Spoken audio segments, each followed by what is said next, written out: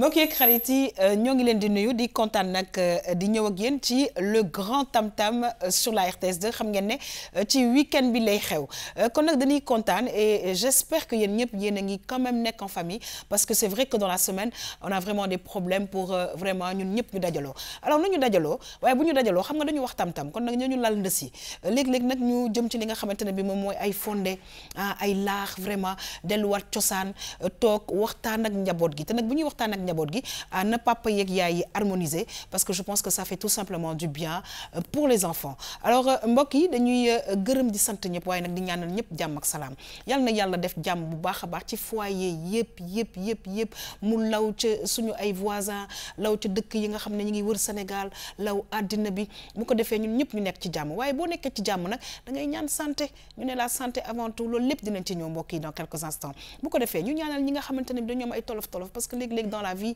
ça arrive alors des fois on se dit man rek lay dal non ça arrive et ñu ne après la pluie c'est le beau temps kon nag ñi nga xam ne ñu ngi ci tolof nañu xam ne yàlla dana defar yëpp saafara yëpp macha allah kon nag du ñu def rek lu dul di kontaan saa su ne di feggoo ak vraiment chroniqueuses yi nga xamante ne bi macha allah ku leen gis ci week-end bi defe naa ne week-end bi dafay neex sa xol commencé di neex parce que nag elles sont toutes en couleur alors dañuy kontaan saa su ne mbokk yi di feggoo avec la belle maman Dieye alors maman dafay ñëw ak ñun ci li nga xamante ne bi on a eu beaucoup de réactions père de famille irresponsable waaye nag jotoon nañ ci waxtaan ñun duñu ay spécialiste waaye nag dafa waaxu dem ba ci benn imam xam naa ne nag waa jàngu bi tamit dana fa dem ñu wax ñu daal loolu lee lan la ci religion yi ci boppam wax mbokk yi bu ñu jógee ci loolu dañuy ànd ak suñu xarit madame Cissé Codou Mohamed mu ne résolution yi comme nag mois de janvier jeexagul résolution yi dañu koy jeexal rek bu ko defee ñu wax daal lan ak lan la ñuy def pour améliorer parce que éducation à chaque fois duñ ci stagner dañuy dem di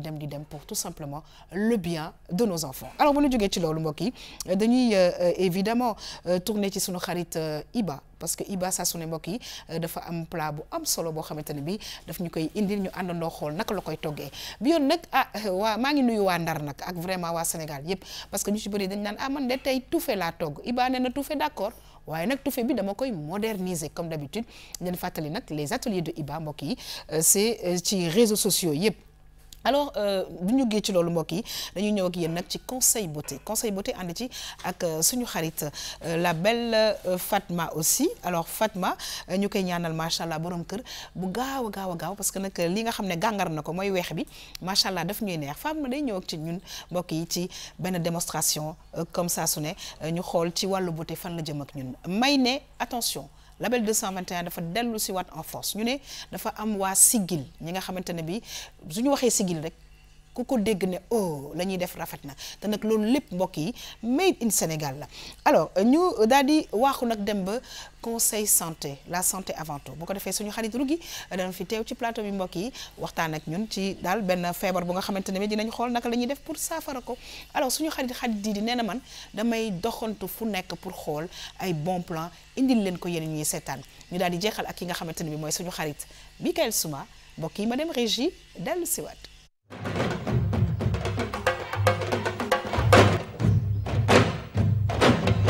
dañuy kontaan nag saa su ne di feggoo ak madame Cissé Codou Mohamed maa ngi koy wax ñu ne résolution yi bëri na bëri goo xamante ne bi il fallait que ñu def ko ci ñaari pàcc kon nag madame Cissé janvier bi jeexagul nañu continuer ci résolution parce que bu ñu waxee résolution na nekk résolution bu baax te ñu nag defe naa ne lu baax la ñu jëmale ko ci ñi nga xamante ne bi ëllëg ñoo nar a yore réew mi maa ngi lay nuyu di la dalal jàmm bu baax a baax c'est un plaisir à chaque fois de t'avoir sur le plateau. Merci beaucoup Yaxam plaisir partagé toujours renouvelé ni ma koy tàmm di waxee di nuyu xarit yeeg mbokk yi ñu seetaan ak sunu doom yi nga xam ne ñoom tamit dañuy seetaan ak seeni waajur comme ni nga ko waxee rek bi mooy dernière partie. waa Codou oui nga baal ma de. est-ce que yaa ngi dégg kii bi casu dawlin bi. xam nga yow yaa xam gis nga ni nga moomee Leena. waaw noonu laa moomee Iba. ah bon waaw.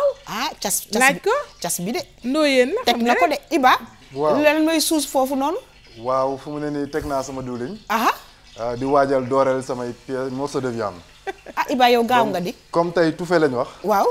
donc voilà il faut que ñu teel a anticiper. très bien. suñu morceau de viande yi mën a ñor bu baax. waaw bon doo yéen quoi. waaw mais loolu xam nga danaa ñëwaat parce que maa ngi doon nuyu koddu. waaw damaa dégg cas bi rek. daal di yegg si yow mais koddu incha allah bu ma fa jógee ba ca kanamee danaa la nuyu bu baax a baax. mbokk yi may fàttali nag suñu xarit Iba en live ci émission Tam Tam koddu. baal ma damaa déggoon kii bi rek. non amul problème xam nga Iba ni ma la ko waxee rek sama kal la mais dama am kal boo xam ne dafa bëgg togg. man ma bëgg déguster. donc dañuy mën a def. yaa xam kon ni nga ko waxee sànq rek c'est la dernière partie. fenêtre bi nga xam ne dañ ko ubbi ci résolution yi en matière d'éducation de nos enfants donc tey si loolu lañ fas yéene waxtaanee. très bien ñoo ngi lay gërëm di la sant bu baax a baax la belle maman Ndiaye saa su ne dañuy kontaan di feggoog yow maman maman nag xawoon nga yëngal tuuti yenn kër yi parce que bu ñu waxee père irresponsable dañ cee nam responsable waaye IR bi moom bëgguñu ko ci. alors léegi nag comme dañoo waxtaan noonu nii rek mais ci wàllu diine wax naa ne di nga dem ci jàngu bi ñoom tamit ñu wax ñu lan la ci seen ñoom diine wax waaye ci l'islam en tout cas rencontré nga vraiment imam mu waxtaan ak yow ci lan la ci l'islam wax maman maa ngi lay nuyu di kontaan saa su ne parce que ñu ne vert xanaa mooy espoir rek mooy espoir te moom mooy couleuru l'islam tey ñuy waxtaanee diine moo tax ma daal di koy sol. absolument xam nga man sama dara du hasard. moo tax maa ngi lay nuyu di nuyu tamit mbokku téléspectateurs yi nga xam ne. ñoom ñooñu ne nañu topp mbir mi. nañu dem ci këru diine yi waxtaan ak ñoom ñu wax ñu l'islam lan la tere ci mbir mi. mais aussi noonu lañ koy toppee ci kër yëpp dinañ fa dem incha allah parce que wax ji dañ ci jublu defaruwaat. donc nañu xaar waxtaan bu gën a yaatu. incha allahu rabbi ndax père de famille ñoom ñooy suñuy kilifa. donc ñun bëgguñu sax di leen wax li leen naqari référence waaw mi ngi noonu moo tax dañuy waxtaan ak ñoom rek ñu defaraat toogaay bi rek ndax ñoom lu ñu def sax neex nañu dëgg la en tout cas ñi ngi lay gërëm di la sant ba ci kanamee dinañu déglu imam boobule di nuyu nag mbokk yi saa su ne suñu xarit madame Guèye Maymouna Sy di kontaan saa su ne di feggoog yow parce que nag may ñu ne label 221 loolu daal mooy nañu àndandoo defar suñu réew te pour defar suñu réew dañuy nag vraiment fullaal ñi nga xamante ne bi ñoo fi nekk di liggéey macha allah di def liggéey bu rafet a rafet may maa ngi lay nuyu di la dalal jàmm c'est toujours un énorme plaisir à chaque fois de te recevoir. maa ngi lay fay Yaxam di nuyu ñi ma feggoo ci plateau bi nuyu téléspectateurs yi nga xam ne dañu ànd ak ñun saa su ne rawatina nag samedi bi label 221 bi nag leket bi moom xam nga dañ koy yenu rek di dugg fu ne. tey nag dañoo dem waaw leket bi mu ngi fi wante xam nga leket moom dafa nekk matériel boo xamante ne. naam dundam mën naa yàgg. waaw wante day baax tamit soo ko yoree ba benn diir. nga xool daal lan nga ci mën a defaraat daal lu bees loo ciy dolli. donc j'avais promis c'est vrai que j'avais promis d'amener calebasse bu bees. mais xam naa semaine prochaine incha allah moom. di fàttali ne lawtal la baax na ci kër. dinañ ko indi parce que day baax ci plateau bi sax. voilà donc ne t'inquiète surtout pas dinaa indi leketu 2019 bi. alors donc je disais que ne dama dem seeti ay jeunes yoo xamante ne dañuy liggéey ci wàllu stylisme. ñu ngi nag regroupé wu ci benn concept bu ñu naan siggil. ku dégg siggil nag nga xam ne ñii dañoo bëgg a jug pour liggéey. donc xam naa si kanam rek boo introduire sujet bi. ñu gën si mën a xuus. très bien en tout cas daal may xam naa ne ku sëgg nii. boo siggee mën a dox dem ca kanam rek la war a mën a ne. en tout cas mbokk yi dañuy gërëm di sant bu baax a baax ki nga xamante ne bi mooy la toute jolie aussi elle c'est Fatma alors Fatma déjà damay kontaan ci sañse bi di ci ñaan nag parce que nag ku sañsee nii yaakaar naa ne xel day dem rek ci mariage te temps yi mariage yi bëri na kon nag du ma def rek lu dul mais vraiment di la ñaanal di ñaanal vraiment équipe bi ñëpp ak di ñaanal sama bopp aussi léegi Fatma maa ngi lay nuyu di la dalal jàmm bu baax a baax te toute jolie c'est un plaisir à chaque fois de t'avoir nga indil ñu encore beneen conseil beauté boo xam ne njëriñ rek lañ ciy jëlee. merci Yaxam maa ngi lay fay di nuyu ñi ma bokkal plateau bi di nuyu téléspectateur u RTS 2 yëpp. di wax ni nag tey dama ñëw conseil beauté ci crème dépilatoire. très bien. dina defe naa dinañ ci ñëw ci kanam. très bien ñu ngi lay gërëm di la sant bu baax a baax Fatma yére traditionnel yi jàpp na la macha allah waaye nag mbokk yi xam ngeen ne ci samedi bi dañuy ànd ak Iba live and direct alors sama xarit Iba sànq wax na ko nee na tufe lay def sànq nag cas-casu dawlin bi dégg ngeen ko waaye nag jël na daal vraiment li nga xamante ne moom lay dooree daal di koy dugal ci dawlin ba Iba maa ngi lay nuyu di la dalal jàmm bu baax a baax a baax nga indil ñu benn recette boo xamante ne bi min nañu ko waaye nag am nga yow façon bu nga xamante ne bi da nga ko koy defee Iba maa ngi lay nuyu c'est un plaisir à chaque fois de t'avoir dans l'émission. di la fay Yaxam di nuyu aussi ñi nga bokkal plateau bi yëpp. tey nag tufe laa leen andil. waaw tufe bi nag bon ñun ni ñu koy defee d'habitude. waaw c'est sans kii nii sauce tomate. man tey dama andi def si un peu de tomate. d'accord. parce que boo seetloo dafa xaw a méngóog lii di plat emblématique français bi ñuy wax bœuf bourguignon. Donc man un peu damay imiter bœuf bourguignon. waaw mais sans le vin. Pour que mu doon loo xamante ne nii ça va être un peu sénégalisé. très très bien. alors moo xamante ne bi ñëpp danañ ko mun a lekk. kon nag Iba ingrédients yi lan ak lan la. voilà donc déjà maa ngi dooreel sama morceau de viande yi. oui. donc su ma paree si dooreel ko dama si ajouter juste sama nokkos. defar naa nokkos un peu. oui. donc muy mélange ail poivre un peu de piment. oui. donc su ma si paree ajouter si aussi samay oignon. donc moom MSC naa leen ba pare. d'accord. donc après oignon yi ma def si lii di carotte. oui. donc ak tomate bi nga xamante ne nii dama koy écraser. donc d'accord tomate plus tard. ok. voilà d'accord. donc su ma defee loolu. ba mu dooree donc si ma doog si yokk ndox. ok. donc après ndox mi nag bàyyi ko aussi mu baar ba sauce bi far. très bien. donc comme ça ñu mën a découper suñuy poivron. ok. donc mën ko see ajouter. d'accord pour def may ko tuuti couleur ak odeur. voilà en tout cas ñu ngi lay gërëm di la sant bu baax a baax di leen fàttali yéen ñi seetaan ne que c'est au courant de l'émission incha allah di ngeen gis naka la Iba di préparer toufem boobule. mbokk yi dañuy ñëw ak yéen ci histoire de couple avec la belle maman Dieye alors maman ci imam ba mu demoon ñu xool père de famille irresponsable lan la ci l'islam wax ñu dem dellu si waat.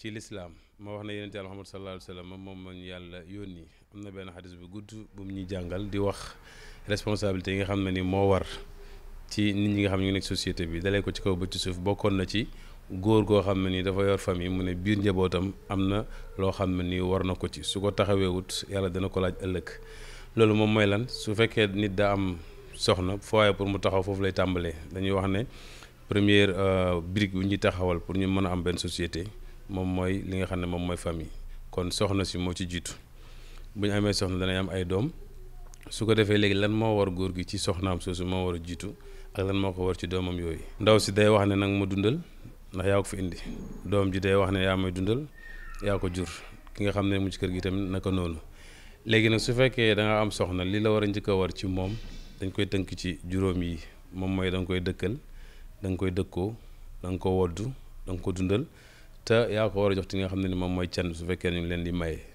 léegi nag su fekkee ne benn ci yii nii ñu wax wala yëpp matal nga leen ci la yàlla wax ne ndaw si dafa war a topp ci borom këram lu mu wax mu def ko lu mu tere mu bàyyi ko su fekkee ci ndigalal yàlla la su fekkee nag dafa bàyyi li nga xam ne ni moom moo ko waroon mooy manquil gii ne dafa waroon a wax maanaam war naa dundal soxnaam war na koo dëkkal war na koo woddu war na koo faj su feebaree war na dund ak moom ci li nga xam ne moom mooy njëkk su fekkee ne itam am na manqué mu muñal ko ndax yonent bi sallallahu alayhi wasallam mu ngi wax ne kenn warta bañ kenn muy góor muy jigéen ndax soo amee benn jikko bu la naqadi ci moom am na beneen bu la neex donc toujours ngay xool ci li nga xam ne moo remplir ci kaas bi ba ñu xool li vide su boobaa da nga mën a muñ lante ak moom bul nekk tamit ko égoïste maanaam nga xam ne ni doo ko xalaat lu dul yow boo soxlaa sa bopp wala boog saa yoo pare sa bopp nga bàyyi ko loolu bokk ci li nga xam ne responsabilité la bu góor war a seq ak soxnaam ki gën ci yéen mooy ki nga xam ne moo gën ci ay soxnaam wala ay njabootam te man maa gën ci sama njaboot li mu nekk guide suprême nga xam ne moo gën a kawe ci ku ñu topp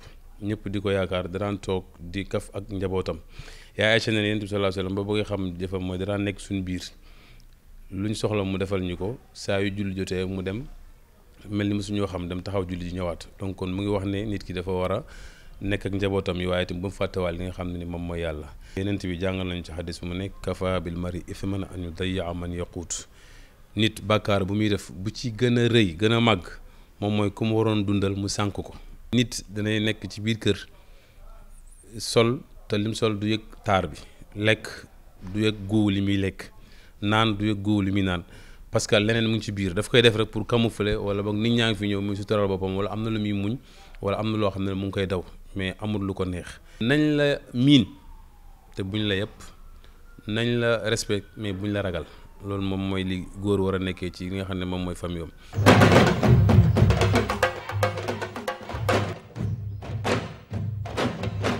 yéen ñi seetaan gis ngeen nag maman Dieye c'est vrai que nag di góor di jigéen am na lu la war waaye tey dañuy waxtaanee père de famille irresponsable waaye defe naa ne la ca l'islam wax dinañu ñëwaat la ca jàngu ba wax waaye defe naa ne loolu xam nañ ko dinañ ko baamtu di ko baamtuwaat mais daal mooy ay ponk daal yu nga xamante ne ñun ñëpp xam nañ ko maman. ñun ñëpp xam nañ ko mais dafay bëri ci dañuy jël li ñu ci ñor rek. parce que bëri na ñoo xamante ne jàng nañu alxuraan wala bu ñu ko jàngutit ñi ngi dégg firikat yi. tout le temps ñu koy firi kon miin nañu alxuraan li mu wax. mais dañ ciy seppati li nga xam ne mooy seen arrangement ñuy dundee noonu.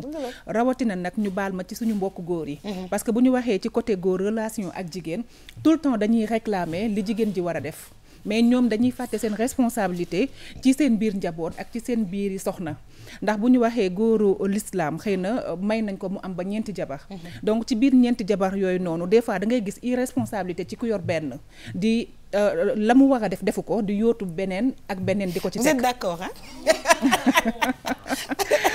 di ko ci teg xam nga wax dëgg yàlla ki nga xamante ne yow yaa ngi yore benn xam mënagoo koo gérer kooku teg ci beneen erreur la mais du tere boobu ba tey dañuy taxaw ne yàlla moom moo ñu may ñu am 9 jabar kon ba tey ñoom ñi ngi réclamer li ñu war a am. par contre damay pause foofu ak yow tuuti ñëw ak may yàlla téere la mu bind en tout cas l'islam ba ma xam la mu wax du ci delluwaat parce que lépp daf ko teg ci yoon ok takk jabar wax nañ ko de mais booy takk li imam bi wax léegi dégg nañ ko dëkkal dëkkoo wodd can bi faj ak vraiment lépp lu nga xamante ni daf ko war donc l'islam bañul de mais dafa def ay critères am et il faut les respecter. waaw respecter critères yi nag yaakaar naa ne coow la fa la nekk. mais sànq yaa ngi ñu laaj di tooñ naan mi ndax d'accord ngeen ma ne heureusement ba maman dafa ne ñenn donc ñenn ñi la bu ñu def ñëpp ci benn saaku bi. mais imam kii Assane Cissé dama koy vraiment sargal au passage ni mu résumé affaire bi vraiment leer na. te tamit laal na lépp. waaw laal na lépp ci li nga xamante ne mooy responsabilité góor ci biir néegu sëy et je pense que ne yaa xam li nga wax dafa am solo au-delà de critères yi nga xamante ne dañu wax ne da nga ko war a def nit ki ci boppam boo xasee ba yow nga engagé wu ak nit waaw nga ne bëgg nga ko mu ne la bëgg na la yàlla boole leen ba ngeen nekk sëy wala am na yoo xamante ne doomu aadama ci boppam war na ko jomba def parce que dañuy dem ba nekk toll ci jamono joo xamante ne nit ñi rusatu nit da nga war a jomb mais léegi nit ñi jombatuñu rusatuñu comprendre nga donc du coup problème yi dafay bëri ba pare moom daal mu ngi noonu góor ñi gaar dinañ leen di tooñ wante heureusement ba ñenn ñi dong la am na si ñoo xamante ne ñuy góorgóorlu. maman. mooy li olof di wax rek chaque jour mooy gis sa bu ñëpp yemoon am ñu gedd seen cër. dëgg la àddina noonu la tëddee. tey jii bu ñuy wax dañ ko day baaxoo di wax train yi ñëw à l'heure taxul nit ñi di wax. mais ñi nga xam ne peut-être dañoo nekk en retard ñoom ñoo tax nit ñi di wax. donc wax dëgg yàlla ñun ñëpp xam nañ ne que ne am na ay góor yu baax. donc dañ leen di sargal ñi nga xamante ne xëy na dañoo xaw a safaanoo. des fois mu nekk seen ñàkk xam. des fois aussi mu nekk loo xam ne wala safaanoo bu baax sax. waaw loolu lépp ngi ci am nañu safaanoo bu baax am nañu xaw a safaanoo mais li koy causé tamit bëri na parce que nit ki mënoo joxe loo amul xam nga nit liñ la yaree nga màggee noonu gimbee noonu après boo nekkee mag yow loolu ngay jox sa famille donc ñun aussi si bas âge bi la ñuy commencé jéem a yar xale yi ci nan la ñuy yoree soxna loolu dafa am solo il faut que ñu delluwaat ci xale yi parce que ni nga bëgg nit ki yaree ko soxnaam bu màggee loolu ci xaleem nga ko koy wan maanaam day commencé ci couple bi yaa xam di wax ne samedi ñi ngi toog di ñu seetaan ñoom lay commencé yar bi ci ñoom lay commencé ñuy wax jigéen ni nga ko war a fonkee cër bi nga war a jox jigéen parce que du ñun ñoo koy réclamer mais yàlla moom moo ñu ko jox dañuy wax tout le temps que ne bu leen ko yàlla joxee it am na ñoo xam ne xamuñu seen bopp mais loolu yéen bu mu leen intéressé li leen war a ñor rek mooy responsabilité bi yàlla teg ci seen kaw quant à am na ñu xam seen bopp ak am na ñu ko xamul loolu après ñun ak yàlla lay doon parce que ñun tamit bu ñu yaree ni ñu war a yaree xam naa responsabilité bi ñu yàlla teg ñun en tant que jigéen wax nañ ko mën a xam donc lu mu si mënti di doon rek na nit ñi xoolaat bu baax imam Assane Cissé comme li nga wax dañ koy remercier parce que dafa résumé lu bari loo xamante ni leen nii am nañu njort bu rafet que ne téléspectateurs yi ñi ngi ñuy seetaan te buñ fi jógee aussi dinañu bàyyi xel bu baax a baax parce que li may wax rek yar sa doom ba mu mel ni mu war a mel kooku moo lay représenter ëllëg donc kooku bu baaxee rek yow sa lépp dafay baax waaw laata may delluwaat kàddu gi maman pour ñu tëj koddu dafa sànq ci biir waxtaanam am yu am solo lu mu wax parce que comme mi ngi naan dañuy toog par exemple le week-end maa ngi koy wax sànq am nu ñu comporté woo alors jikko yi je pense que on les transmet aux enfants sans le faire exprès parce que tey xale bu góor bu ndaw bu gisee papaam foo gis papa mi ngi yore ay mbuus papa lu ñu ne lii mu def et cetera maman bu papa di def daf koy déglu et cetera. Je pense que déjà loolu bokk na ci éducation bi nga xamante ne ñu ngi leen koy jox à bas âge pour leur permettre plus tard ñu nekk des pères de famille ou mères de famille responsables. Effectivement yaa xam nga mosoon naa fi def benn rubrique sur les comportements yu xale bi di am notamment xale boo xam ne dafay subir violence dans la maison enfin wala da koy gis parce que bu fekkee ne yow da nga gis sa papa di dóor sa yaay saa su ne di ko gëdd di ko yuuxu da ngay foog ne life goes on da ngay foog ne noonu loolu mooy la norme. Bu fekkee ne aussi mosoo gis am na góor yoo xam ne dañ la naan man damay wormaa jigéen parce que sama papa ak sama yaay mosuma leen gis ñu xuloo wala mosuma leen gis fu ñu loolu dafay répercuter si moom nu muy téye doomam. Donc si kanam dinaa si ñëw parce que li ñuy wax da nga war a joxe le bon exemple. Waaye imam bi li may wax rek yaa xam mooy yàgg nañ ko wax d'ailleurs dañu yàgg a suggérer ne xutba boobu ñuy xutba bu ñuy takk sëy yi doon na baax waaye dencante yi di ko fekkee parce que waxtaan bu am solo moo fay am waaye tamit ak li maman wax am na ñoo xam ne xamuñu waaye loo xamadi soo demee ba màgg ni ngay jàngalee sa bopp mën a utiliser WhatsApp mën a utiliser yenn yi mën nga ko jàngalee sa bopp ci sa diine ji te am na ñaari livre yoo xamante ne si xëy na bu ko nit ñi mënee am na boo xam ne dafa tudd j'aime mon épouse beneen bi tudd j'aime mon mari j'aime mon époux donc bu si nekk dañ lay wax ci diine l'islam naka nga war a comporter woo en tant que époux naka nga war a comporter woo en tant que épouse nañu gëstu ñu xam parce que tamit ñëpp mënuñ xam lépp waaye fu may jeexalee rek mooy lu may wax sànq muy jomb man damay wax nit day am jomb dafa am solo ci doomu aadama mooy tax nga am yenn comportement yoo xam ne moom mooy xaw a gën. Très bien alors maman on va terminer parce que defe naa ne imam bi na nga ko waxee sànq tënk na ko bu baax a baax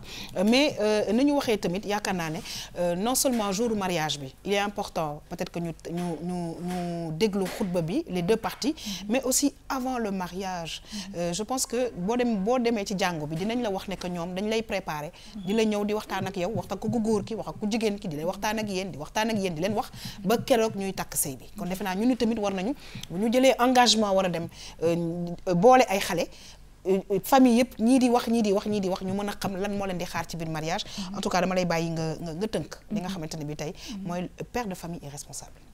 mooy li ma wax sànq rek kër gu mag bi moom kër gi la maanaam kër gi la ak parents yi parce que même boo bàyyee ba jour bi ñu lay soog a maye nga dem déglu xutba te fekk amul lu nekkoon ci yow avant loolu du tax nga dégg ko du tax nga appliquer ko donc lii njëkk ci yow mooy ñi nga xam ne ñooy say parents baax na nag baax na parce que diine sax dafa digle ne bu ñuy maye ñaar ñi ñuy maye nañu ñëw toog ñu assister li ñuy wax foofu noonu mais lu mu ci mënti doon responsabilité parents yi la ñu yar ci xale yi ñu xam ne que ne jigéen yow boo ko takkee léppam yow la wax yow da nga war a nekk ko responsable parce que nit kilifa kenn du ko wuyoo da nga koy niru donc tey jii di réclamer man kilifa laa te li ma gën a metti bëri na ay pères de famille yoo xam ne dañuy nekk gaynde seen biir kër nekk muus ci biti bu ñu génnee ci biti dañuy kaf dañuy reetaan mais bu ñu dugg see seen kër ku nekkay daw toog ci coin boo ngay toog parce que xam nga ne yow boo defee moindre erreur rek bu la yuuxoo doo xam fooy jaar mais le plus souvent ça cache quelque chose en tout cas waaw aussi léegi nag li ci am ba des rek mooy wax dëgg yàlla ñu xam ne njaboot gi daal yàlla moom moo leen ko jox te wax dëgg yàlla ki nga xamante ni dund na ba dee te amul njaboot boo xoolee ci moom rek yow boo amee sa njaboot di nga kaf ak ñoom di nga reetaan ak ñoom nga sédd aussi ëllëg boo fi jógee boo fi nekkatul dafay baax say njaboot di lay ñaanal di toog aussi di naan sam papa di ko fàttaliku ci côté bu positif nag boo xamante ni leen nii da nga leen di manqué mais yow boo fi jógee ñu naan yàkkamti woon nañ ko sax mooy loolu day na waar li duuf ci nag bi xajul ci cin li alors c'est vrai que dañuy bàyyi les téléspectateurs ñu continuer waxtaan bi parce que je pense que ku nekk avec ton histoire ku nekk ak naka nga koy xalaatee mais comme ni ñu ko waxee rek nañuy ñaax njaboot gi bu baax a baax ci vraiment ñu nekk ay pères de famille mais aussi ay mères de famille responsables parce que je pense que maman dinañ ci ñëw y a aussi des femmes irresponsables mère de famille yoo xamante ne bi ça laisse à désirer en tout cas ñoo ngi lay remercier maman di am yaakaar ne yéen ñi ñuy seetaan am na tamit lu ndaw lu nga xamante ne bi jëlee ngeen ko ci surtout ci imam bi nga xamante ne bi moom la l'islam wax daal la ñu indil te nag mu nekk lu dëggu mbokk yi dañuy dem ci suñu xarit Iba xool fan la toll laaj ko tamit Iba en tant comme aussi gis nga de l'islam wax xam naa ne daal ñuy góorgóorlu rek jéem koo appliquer Iba parce que tout simplement daal dëkkoo bi ak woddu beeg ak soigné beeg lépp daal defe naa ne dañ ko teg ci ndoddu góor ngeen war ko mën a nangu Iba fan nga toll. waaw yoo xam maa ngi si ba léegi. waaw instant bi sax dama obligé yóbbu ko si beneen feu bi parce que dama soxla rapidité bi. ok parce que lu ñu bëri xamul nag mooy viande aussi boo koy togg. waaw boo bëggee mu gaaw. bul ko faral di mariner. donc bàyyi ko à sec comme ça nga dooreel ko dans l'huile d'abord. ok et à feu très vif. mu coloré comme ça nga mën a ajouter sa yeneen ingrédients. ok kon nag yaa ngi dagg tomate ga noonu. voilà tomate bi laay dagg nii. comme ça bu ma paree ak soble bi bu dooree. waaw ma mën si def tomate fraîche bi. très bien. avec un peu aussi de tomate concentrée. très très très bien. En tout cas Iba ñu ngi lay retrouver dans quelques instants mbokk yi ñuy seetaan may fàttali nag ne que Iba tufe bu mu moderniser daal leen tufe yàpp la ñuy indil tey alors ñu ñëw ak yéen ci enfance andi ci ak suñu xarit madame Cissé Kodou Mohamed résolution yi la ñuy jeexal tey mbokk yi pour l'année 2019 mbokk yi ñu dem dellu siwaat. ma si wax bon gudd na gàtt na mooy je pense que yar bi li si gën a constaté ne moo si manqué moom mooy assistance bi. présence parents yi et puis ñu mën leen imposer benn autorité bi. léegi li ñuy def mooy ñu jéem a xool ci yarum maam mënuñ ko am 100% waaye ñu am 50% nekk ci kër gi di wax ak xale yi di jël suñu responsabilité ndax doom boo ko yoree da nga jël sa responsabilité mais bu fekkee ne doom danga ko bëgg a yor ba noppi bëgg ko ragal problème lay indi. nekk nii de soo doon xool yaru démb ak yaru tey bokkul bu njëkkoon kilifa borom kër moo daan yar njabootam ndax daf daan am jot ga mu toog pour mën a yar njabootam. borom kër gi tamit ku jigéen ki jàppale ko ci waaye jamono ji fi mu nekk ni moo xaw a métti goo xamante ni kenn toogatul sa kër ndax da ngay gis koo xamante ni guddi ba guddi lay gis njabootam ci suy dem da leen di bàyyi ñuy nelaw su ñëwee da leen di fekk ñuy nelaw. yaru maam yi bi ñuy yar ñun ni ñu yaree mënuñu ko yor suñuy doom ñun ndax ñun dañu daan yar man sama maam moo ma yar mais xoolin sax daf ma daan dóor ci xoolin tey ji ni ma yore su ma ko yoroon samay doom tey. ñi ma dëkk sax dañuy yaakaar ne dama ko bañ. fi mu nekk nii xale yi mbedd mi leen yar ak télévision yi ak portable yi loolu nag ku ci yaroo ca fekk sa xel ñoragut la nga gis ngay xam ngay copier la nga tamit xam tamit kenn du namp meew di galatiir ndax fi mu nekk nii tey soo xoolee portable yi yàq na xale yi Facebook bi yàq na xale yi télé yi yàq na xale yi film yenn yi yàq na xale yi ba fi nekk nii tey ka leen di jàngal moo di oustaz wala ka maître ba leen di jàngal luñ xëy def ko su ngoonee ñu dindi ko. donc ce qu'il faut le plus insister mooy lan mooy li nga xam te ni mooy moom mu sentir ne am na ku nekk ci kaw éducation am tey bu defee lii moo koy xaar dina tax mu tënku bu baax ci li muy def quoi.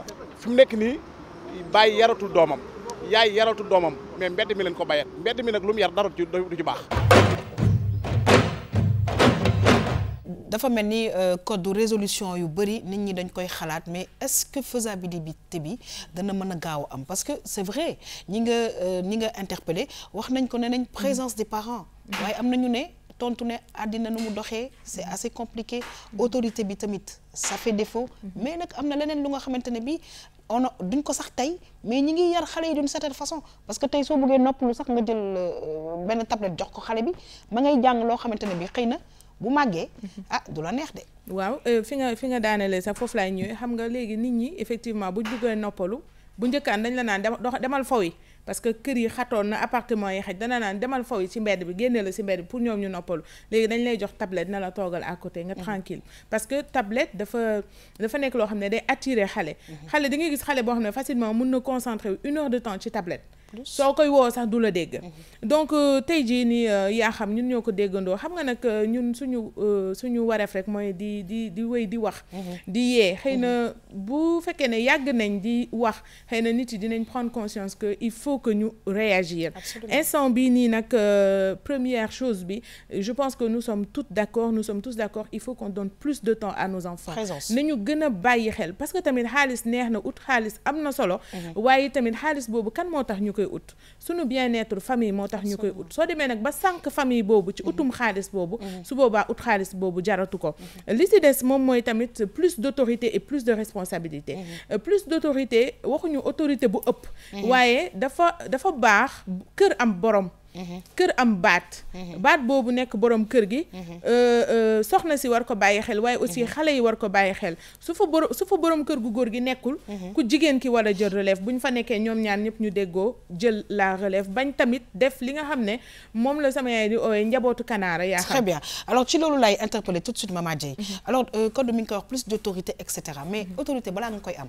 mais say njaboot di la gis pour nga mun def autorité sinon autorité bi du mun a am et léegi on sait que bon avec le boulot et tout mais duñu aménager jamais temps boo xamante ne bi mun nañ ko toog ak suñu njaboot déjà pour que ñu xam la sax léeg-léeg da ngay gis koo xam ne du sax xam papaam loolu la ti naan balaa nga naan naam da nga fay nekk xam nga xale moom balaa nga koy yar déjà da nga koy jàng moom ci boppam parce que xale bu nekk dafa am foo ko war a jaax ba yar ko donc il faut que parents yi tamit dem ba xam ne que ne mën nga am sa fukki doom mais ku nekk ak caractère bi muy am dama koy wax tout le temps te loolu dama ko observer ba xam ko ci xale yi ku nekk dafa am méthode booy utiliser pour mën ko yar pour li ngay bëgg ci moom nga mën ko am na koo xam ne boo ko xoolee ci ay bët mu xam li nga ko wax am na koo xam ne dóor mooy tax nga xam mu xam li nga ko wax non je te jure yaa xam loolu dafa exister donc ci kaw loolu noonu yëpp yow parent bi d'abord da ngay yaru yow da ngay am yar yow da ngay xam àddina pour que nga mën a teg xale bi ci yoon xam nga bëri na lu ñuy coow ci xale bi nit ki li nga am rek loolu ngay joxe dama koy wax donc alors li mu wax dëgg la koddu nee na nit ki li nga am loolu rek ngay joxe mais daal présence bi moom on va encore insister waaw moo tax xam nga lépp rek dafa am suite logique moo tax ma njëkk a insister ci plus de présence doog a ñëw ci autorité ak responsabilité sànq dama doon wax wàllu njabootu kanaara mooy xale yi ñooy jiitu waajur yi topp seen ginnaaw loo bëgg loolu ngay def loo bañ ma bàyyi ko alors que du loolu tendance bi moo war a nekk waajur bi ci kanam di joxe le bon exemple di gindi di xàll yoon bi doom yi topp si ñu bàyyee xel si loolu moo may indi aussi ci ñu delluwaat un peu ci yaru maam maman mi ngi ko doon wax sànq am na ñoo xam ne bët moo leen di yar si interview bi am na koo xam ne nee na moom yaayam daan na ko dóor ci ay bët tey jii xale boo ci xool man bu njëkkaan sama yaay wala sama maam bu ma yónnee boo ñëwee fekk ay gan ci niñ lay xoolee xam nga ndax da nga war a indi liñ la yónni wala ndax da nga war a wax wala ndax war da nga dem après nga ñëwaat mais léegi xale boo ci xool ci bët mu regaju la wala mu xulli wala sax mu ne la nga ni lan fekk yow yaa ngi wax silencieusement ci bët donc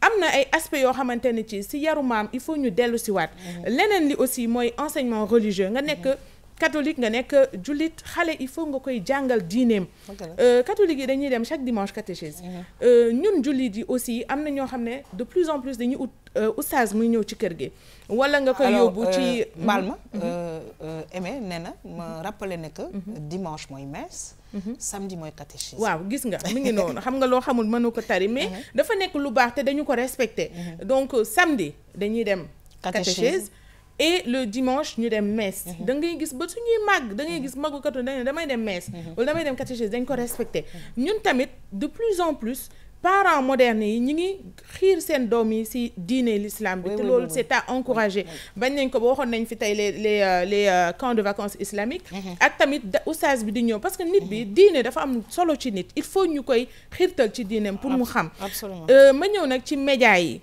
alors je me sens un peu coupable parce que si média laay liggéeyee et aussi bu ñu nee télévision rek ñun ñëpp dañoo yore télévision dañuy liggéey ci télévision may ñaax sama moroom yi ñu gën di bàyyi xel ci xale yi parce que du programme yëpp parce que à longueur de journée dañuy diffuser ay film di diffuser ay wax si wax yi mag yi di wax te xale yi dañu mën a retenir mën a toppandoo nañu ci bàyyi xel bu baax a baax. alors Aimé mi ngi tey dafa yaram bi dafa participer par rapport à tout ça nee na que de plus en plus garderie yi ñi ngi gën a ubbi au Sénégal da ngay gis xale boo xam ne day dem garderie bi bu wàccee ñu yóbbu ko ci feneen donc parents yi dañu démissionné am na ñu muy gaarwaale justement là non pour réconforter lu mu wax noonu gis nga crèche bi ñu defoon bi ma defoon fii te muy ubbi 6 heures du matin mais woo nañ ma dañ ma woo mais je te jure dañ may woo non attends moi on m'appelle waa crèche boobu 6 heures foofu adresse bi ak numéro bi fan la ma ne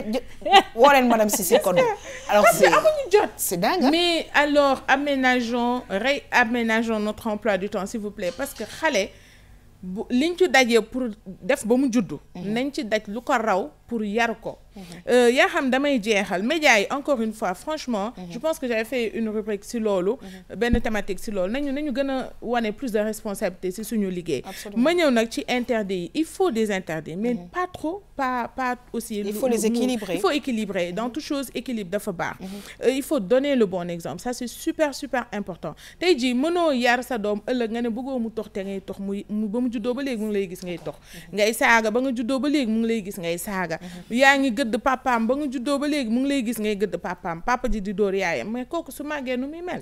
donc loolu il faut ñu bàyyi xel et puis voilà yaa xam loolu lay tëjee. di wax rek comme on a toujours dit. y a pas d'école où on forme un papa ou une maman. waaye je pense que ñun ñëpp mën nañu mën a gëstu. war nañu mën a partager. war nañu mën a góorgóorlu yàlla moo ñuy dimbale yàlla na sàmm suñu njaboot. amiin yàlla na yàlla sàmm njaboot yëpp mais je pense que résolution bi nga xamante ne bi en tout cas je sais pas ndax vous mais bi ma ciy jàpp mooy. un peu plus de temps pour les enfants. absolument alors xaalis bi neex na mais je pense que alal bi gën a am solo ci àddina alal boo xam ne du jël retraite parce que ñi liggéey bi ñi daw ci liggéey bi dañuy am retraite. 60 ans on te dit stop. tu t'arrêtes. Par contre être parent étudier jusqu'à la mort. Je pense et que ñooñu ñooy alal leneen du alal ci àddina parce que boo génnee àddina sax ñooñu ñoo lay ñaanal duñ la mos a fàtte. alors je vais aller du côté de Iba pour laaj la déjà Iba ci résolution yooyu un peu plus de temps pour les enfants j'espère que yow tamit yaa ngi essayer respecter loolu un peu plus de temps pour la petite Iba nga wax ñu aussi fan nga toll ci suñu tuufee bi nga xamante ne moom nga ñuy préparer tey. waaw tuufee bi mu ngi avancé. donc pour revenir un peu ci affaire xale yi ngeen wax. waaw bon c'est vrai que c'est pas évident donc ay parents yuy liggéey. oui donc en même temps war a gérer aussi nekk ak la famille. nekkul lu yomb. dëgg la. bon des fois nag man da ngay nekk ci yenn liggéeyam ne ni tu as de la chance. oui comme man sama genre bi. oui saa yu ma wàccee maa ngi à la cuisine. donc de ce fait la petite me rejoint. donc non mais j'ai vu à chaque instant elle toque. voilà mu ngoog. papa ma ne bon ok. donc c'est ça ce qui est important mooy essayer de créer des activités à la maison. mu nekk cuisine mu nekk leneen. absolument donc c'est important pour que mën a souder un peu famille bi. très très bien. donc instant bi pour revenir. un peu si li ma jot a def. oui. donc après suñu viande bi mu dooree ba pare. yokk naa si un peu mooy suñu tomate fraîche bi ma découpé. d'accord. donc tomate fraîche bi day permettre viande bi mu apporter un peu d'eau aussi à la viande. ok et de goût d'ailleurs. voilà donc viande bi yokk tendreté bi. juste après aussi ma yokk aussi tomate fraîche. tomate concentrée. donc assaisonné ko ak mes épices. oui. donc man am naa un peu de poudre d'oignon. donc c'est bien aussi des fois pour jox ko couleur. yokk naa si aussi un peu de sucre. d'accord parce que c'est important pour une sauce tomate. ok donc pour réduire un peu acidité bi. très bien voilà yokk aussi un peu de sucre. d'accord alors Iba ñu ngi lay bàyyi nga continuer li nga xamante ne bi mooy sunu tuufee ba nga ñu indil tey mbokk yi dañu fàttali seen émission Tam Tam RTS2 Canal 5 TNT pour le moment dañuy xus nag ñëw ak yéen ci li nga xamante ne bi mbokk yi dafay aussi am solo muy conseil beauté mbokk yi tey benn démonstration ànd ci ak suñu xarit Fatma ñu dem régie dellu si waat.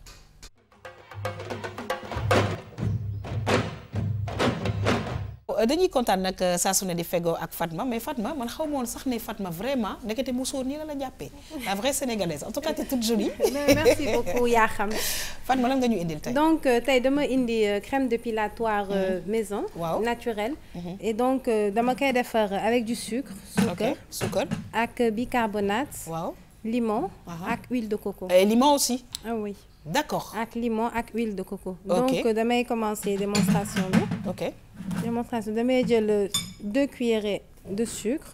tout dépend tamit ci quantité bi nga soxla. d'accord ma jël ñaari kuddu itam bicarbonate bien pleine surtout. d'accord ba ñett. waaw. su ma ci paree ma jël limon bi. waaw d'habitude normalement soo ko ci defee dafay fuur. parce que defaguma ci limon bi ak ndox bi. d'accord. donc nga def ko ci. gis nga mu ngi fuur. day fuur waaw. voilà donc moom laa ci def. ok.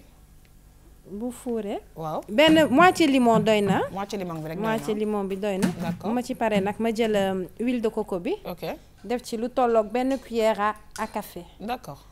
donc huile de coco bi dafa xaw a wow. waaw. c'est très normal la huile de coco nii lay mel. waaw.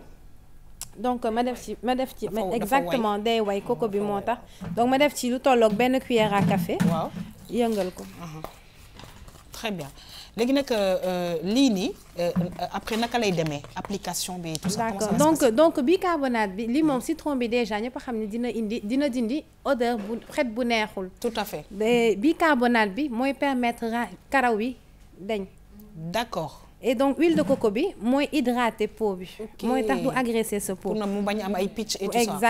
exactement donc déjà bicarbonate bi boo ko utiliser pour le rasage am na ñoo xamante ni dañ koy utiliser avant. d'accord am na ñoo xamante ni dañu jël bicarbonate kese. ok boole ko ak ndox bu ndugg. oui. appliquer ko ci partie bu ñu bëgg a raser bu ñu paree ñu dindi ko. d'accord doog a jël rasoir raser wu sans gel sans crème. alors le processus ça se passe comment c'est-à-dire que xam nga defal nga sa produit ba pare. léegi da nga koy def ci partie bi nga bëgg a raser. maintenant il faut laisser ça combien de temps balaa nga koy. da nga koy bàyyi 10 à 15 minutes. d'accord ci partie bi nga bëgg a raser. boo paree nga jël spatule. d'accord. nga dindi doo jël rasoir. doo jël rasoir da ngay jël spatule nga dindi. ok wala nga jël kuddu je sais pas yow yaa xam li ngay raser. d'accord nga pousse nga dindi ko nga xoos ko mu deñ. très bien alors c'est vrai que ñun tamit des fois Fatma dañuy def épilation visage.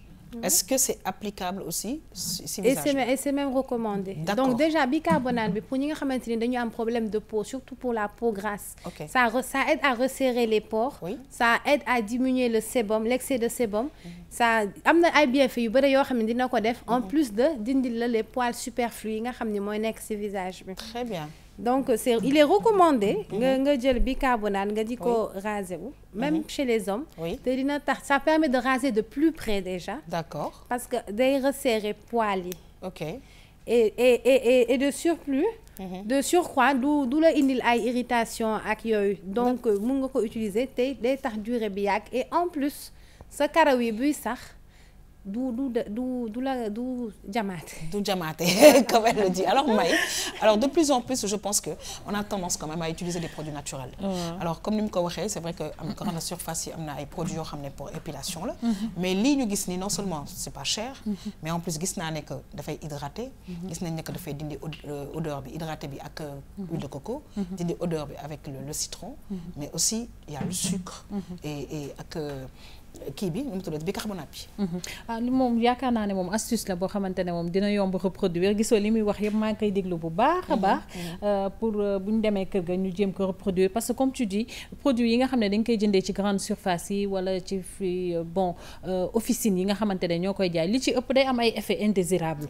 donc boo ko defee forcément waaw day am ay produits chimiques. donc boo mënee utiliser loo xamante ne c'est naturel et puis du yàq sa der je pense que ne moo gën mais limon bi nga xamante ne tamit def na ko si.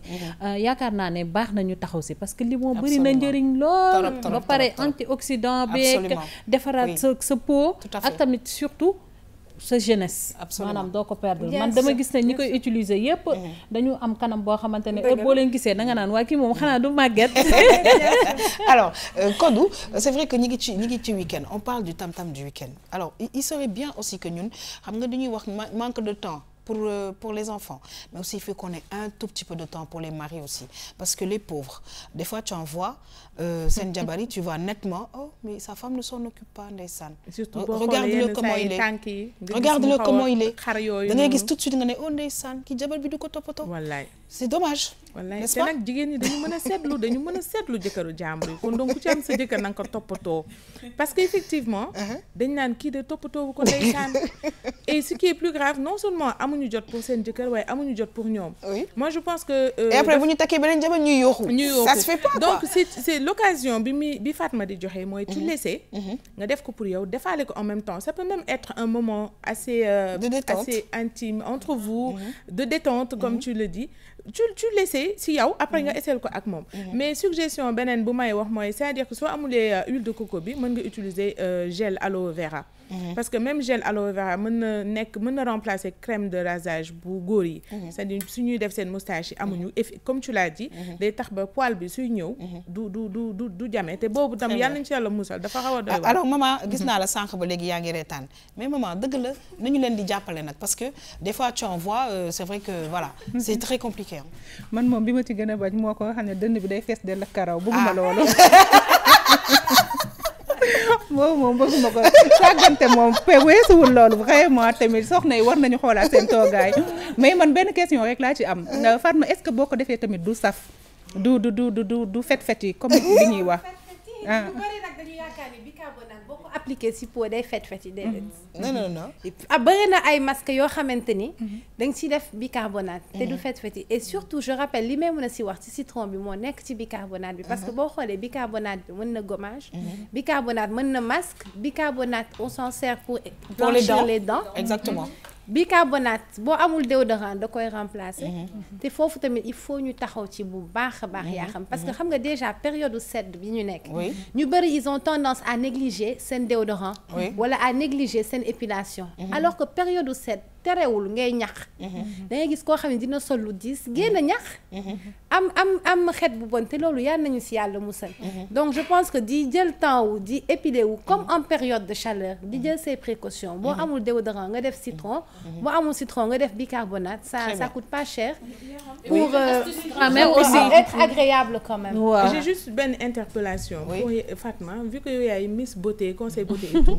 parce que au-delà du fait que li mu wax am na solo en période de froid dañuy ñàkk tamit.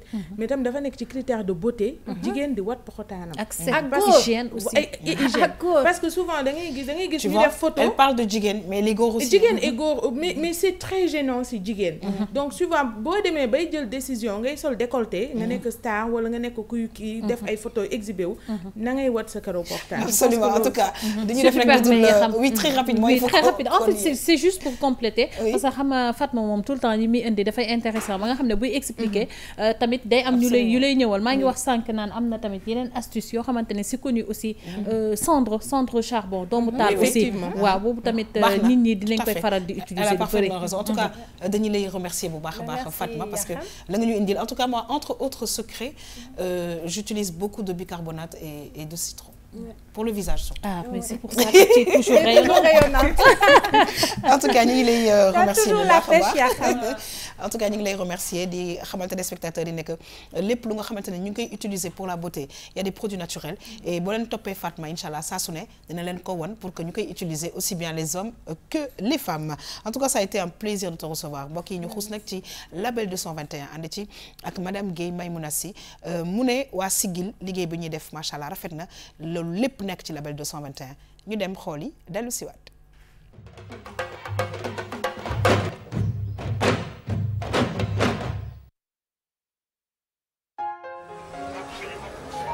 Salaamaaleykum Daouda Tine la ñu ngi présenté wu comme étant Sigil ma lay seen collection Colobane collection de shooting couture sérigraphie. Au début nag on peut dire que passion la woon ci ñun parce que dañoo amoon ay grands yi nga xamante ne dañuy inspiré woon ci wàllu mode mais finalement dañu dem ba xam ne en fait liggéey la. fii nag collection classique lañ fiy ñëw comme étant costume chemise ak yu demee noonu. tout ce qui a rapport avec le stylisme buñ ci toogee liggéey ci.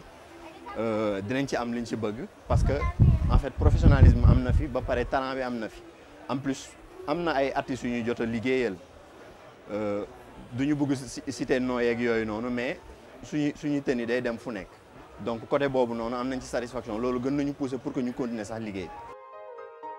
yaa ngi may suppal doo ma sëpp di ma toggal yàpp te doo ma yàpp di ma damp te doo ma damm di ma njaral sow te doo ma sow waay takk nga sa musuur yàgg tera sa góor jamono yi ñoom maam ba léegi takk nga sa musuur yàgg tera sa góor jamono yi ñoom maam nañu sargal delloo njukkal jigéenu Sénégal nañu sargal delloo njukkal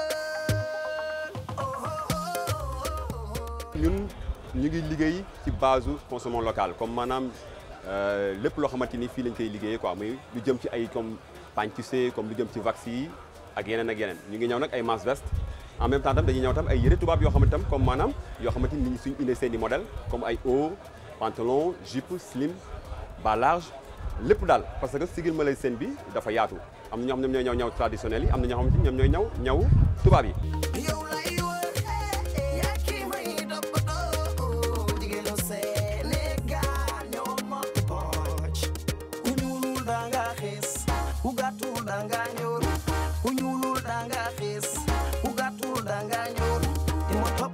di ma toppatoo man ba ma suur di ma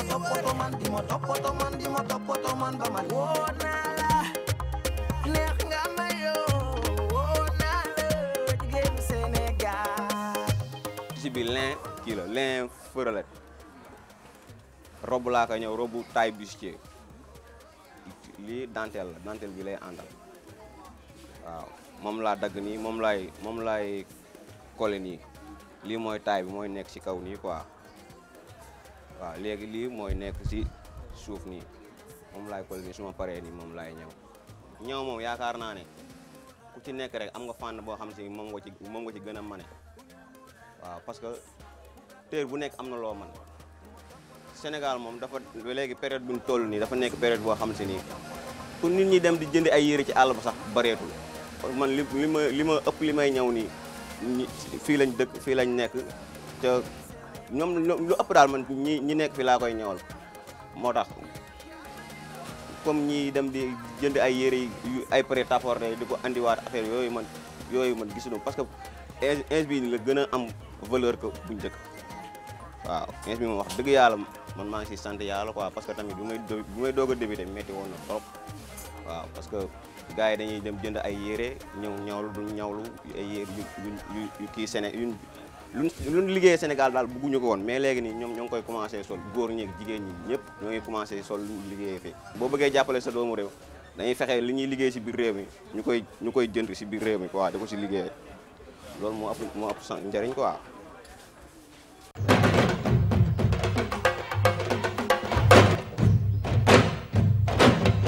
dañuy kontaan nag Mbaye saa su ne parce que gis nga soo xoolee plateau bi da ngay gis ne que Fatma label 221 la sol yow xam naa ne am na loo sol ci label 221 man label 221 Mariama Magasuba koddu pareil et puis Mama bu ñu xoolee ci kaw ba ci suuf xam naa ne am na ay ñoom sat saane jaar nañ ci quelque part donc je veux dire de plus en plus ñun on s'accroche ci li nga xamante ne bii Sénégal lañ koy liggéey ba pare nag RTS2 saa su ne di ko fësal et c'est ce qu'il faut d'ailleurs yaa xam bu fekkante ne bëgg nañu li nga xamante ne mooy artisanat jëm kanam ba pare tamit suñu ndaw ñu am ci lu ñu jàpp lu ñu sukkandikoo loo xamante ne dinañ ci mën a suturnu ba pare de manière générale sax au-delà de l'artisanat croissance am comprendre nga yëngu-yëngu am dynamisme am il faut que ñu gëm suñu bopp gëm li nga xamante ne moom la ñu am donc ci lancé boobu noonu la ñu demoon ci label 221 ñu dem seeti ay ndaw maa ngi koy wax sànq ñoo xam ne dañuy yëngu ci wàllu stylisme bi gis nga ci biir reportage bi j'ai essayé un peu de remonter la chaîne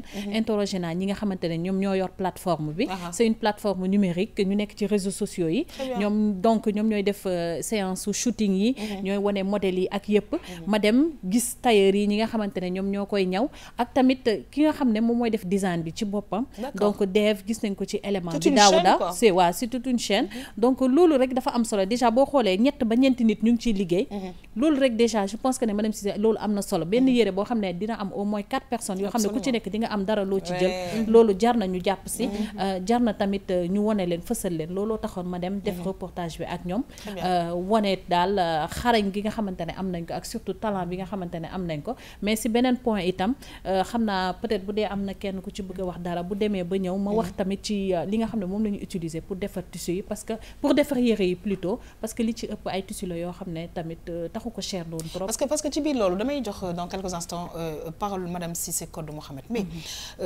c'est pas parce que chaque fois da ngay bëgg di dem banlieue mais c'est parce que foofu sax dañu war a wax banlieue fànn bu ne ñu ngi ciy def liggéey bu rafet alors rawatina nag ci yére yi nga xamante ne bi ñun dañ koy sol c'est-à-dire que waa banlieue bi bu ñu la ñawalee nga xam ne ñawal nañ la nag bu ñu la defaree leneen ak leneen nga xam ne defar nañ ko kon daal en tout cas on vous salue on vous félicite te xam ne RTS2 lépp lu nga xam ne mën na ko dina ko fësal ci liggéey bi ngeen di def alors gis nga madame Cissé organisation bi nga xamante ne bi cette jeunesse de la banlieue ñi ngi koy organiser wu di entreprendre di créer ba nag di ko teg ba Sénégalais di ko mën consommer non seulement ici mais à l'extérieur et puis avec des moyens yoo xam ne du bord des moyens du bord nga xam ne ils sont partis de rien te xam nga réseaux sociaux yi c'est gratuit ñu ngi koy utiliser à fond bu baax et ça porte ses fruits parce que man mi su ma leen xamee xëy na à travers mais dama leen gis sur réseaux sociaux et tout et yaa xam li ma gën a neex ci label 221 wala label Afrique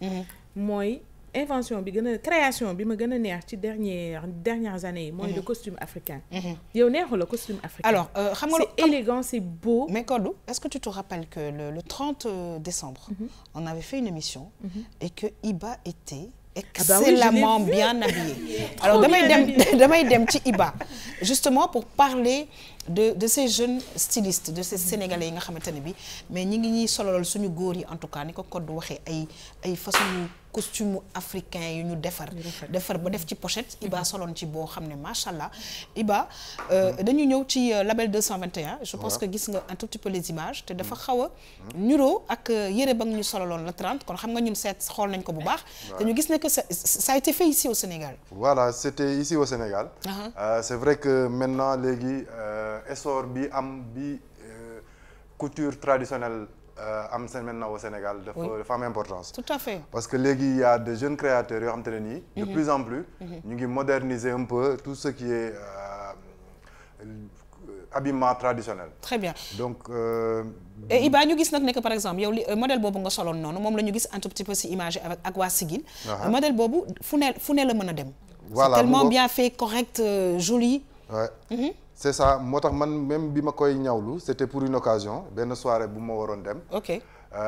Donc ma ñëw commandé ko le lendemain mu woo ma ne ma sa yére pare na. D'accord. Donc tu vois que ne maintenant léegi ñoom de plus en plus. Professionnel. Voilà professionnalisme mu ngi ci seen liggéey. Très bien fan nga toll Iba ci tufe bi. Là fu mu ne nii comme li ñuy wax rek baaral bi lañ toll. Très bien. Voilà donc ñu ngi koy bàyyi mu mijoter. Ok. Le temps que aussi ma découper yenn légumes yi nga xam te ne moo des. Donc xam ne moom laa koy c'est à la fin lañ koy ajouter. Très bien alors may ñu bàyyi la nga tëj maa ngi féliciter sànq ñi nga xamante ne bi ñooy les jeunes de la banlieue ak liggéey bi nga xam ne bu xarañ bi ñuy def ci wàll wu ne rawatina nag ñi nga xam ne ñooy waa Sigil. waaw waa Sigil Malay Sène noonu lañ leen di woowee ñoom nag ñu nekk ci certes banlieue comme ni nga ko waxee mais la proche banlieue bu ma ne proche banlieue nag mooy fii biir Dakar fii ay quartiers emblématiques mythiques yoo xamante ne dañ leen xam bu ci mel ni Médina Colobane man nag Colobane laa demoon te yaakaar naa ne ku wax Colobane nag xam ne Colways moom ku ne jaar nga fa waaw li ci tissu li ci bagage yu baax yu fa am donc dañu exactement ñoom foofu lañ nekk sax ci wetu marché Gambie bi donc fa lañ nekk di def liggéey boobu maa ngi doon wax sànq naan tissu yi ñuy utiliser donc dañuy jël tissu yoo xam ne vraiment cherul te yomb nañ koo am muy suñuy tissu africain yi muy lin bi muy tamit même wax bi ni nga xamante ne moom la ñu jël temps yi tamit dañ ciy def ay vraiment ay tenues yu rafet rawatina nag li nga xam ne mooy costume africain yi jigéen di ko sol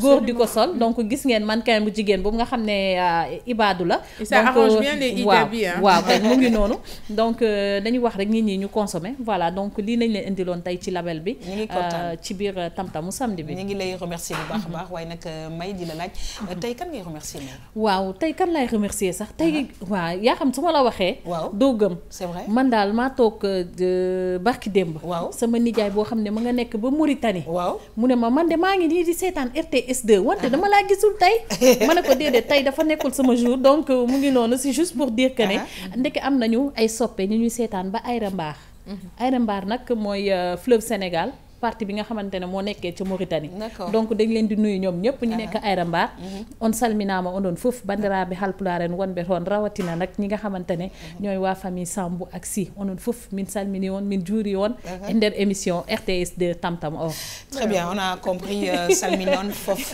ça c'est les couleurs on vous salue en tout cas ñu ngi remercier bu baax a baax Fatma dañuy kontaan saa su ne te nag Fatma tenue traditionnelle bu ko bàyyi bi moom macha allah yàlla na ci lu baax a baax topp muy maanaam jëkkër ju baax rek.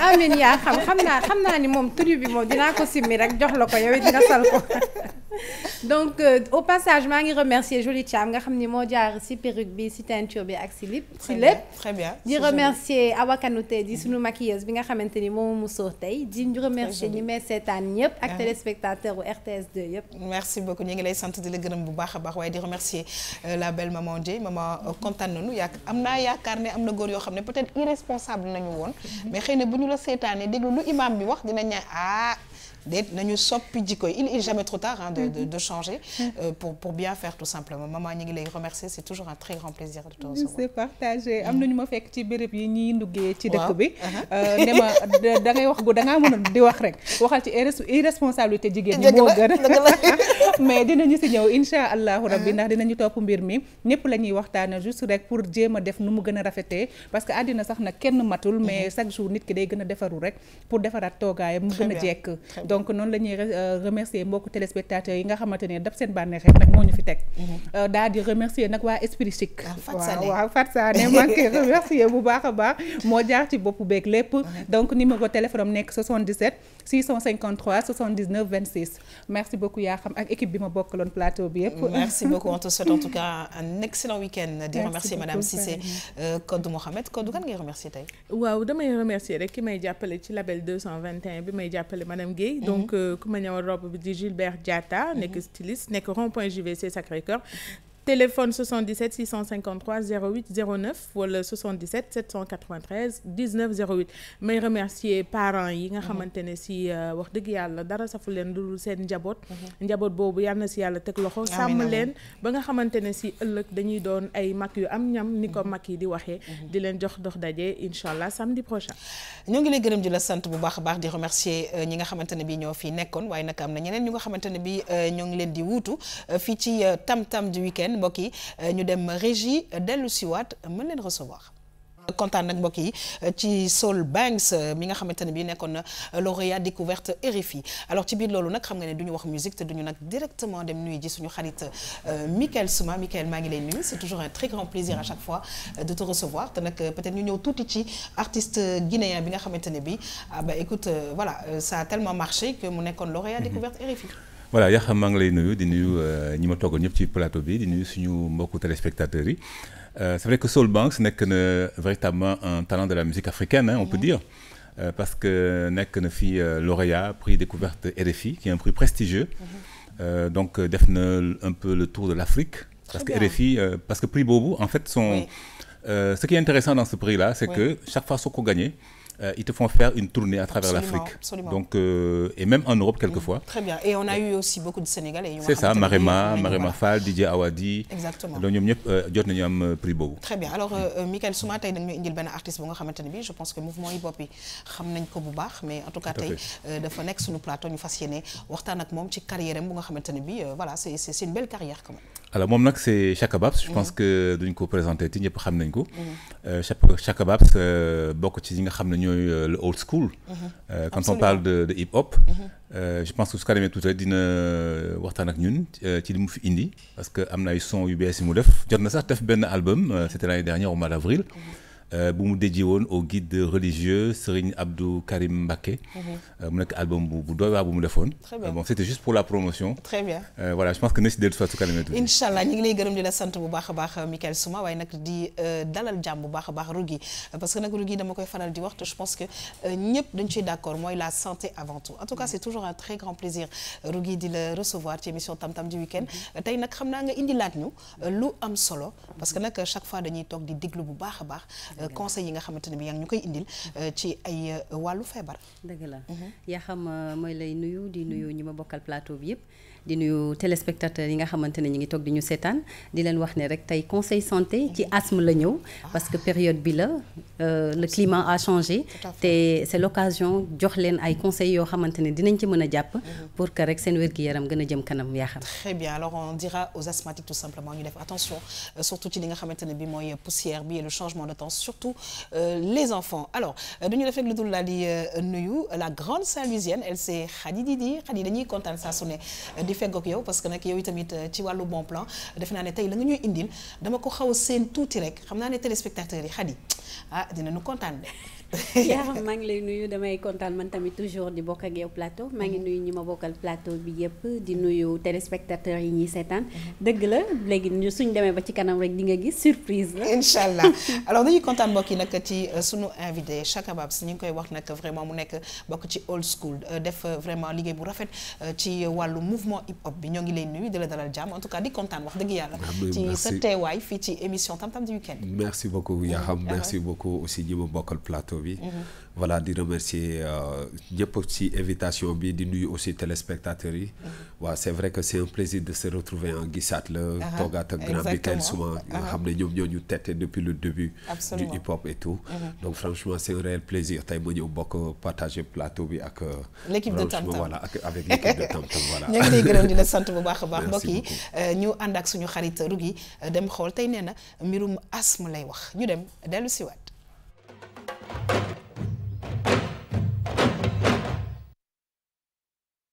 Dakar oto yi dañoo bëri ba pare tali yi bëriwul noonu donc dañuy concentré moo tax pollution bi surtout pot d'échappement yi dañ siy génnee lu bëri te ñun luñ koy respirer dafa bëri. sama borom kër dafa asthme bu metti sax surtout bu poussière bi ñëwee wala nga def cuuraay ci néeg bi. climat bi temps yi ak condition yi nit ñi di dund vraiment mën na mooy indil ku nekk lu nekk. asthme daal xam naa ni environnement bi mu ngi ci environnement bi parce que mën nga bañ a am asthme dëkk ci environnement bi nga xam ni surtout que du am aération comme nu mu waree des fois mu indi nga am maladie bi waaw des fois aussi c'est héréditaire si tu as des parents qui sont asthmatiques tu as forte chance d'avoir cette maladie là quoi.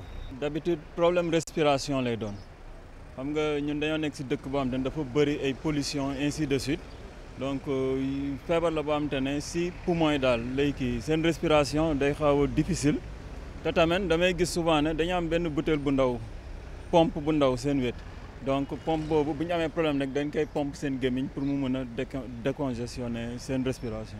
Comme mesure de prudence, la vigilance est la chose la mieux partagée. Surtout donc les jeunes enfants, les personnes souffrant donc de maladies respiratoires, les vieilles personnes. Donc ce sont ces personnes qui sont beaucoup plus sensibles à la pollution.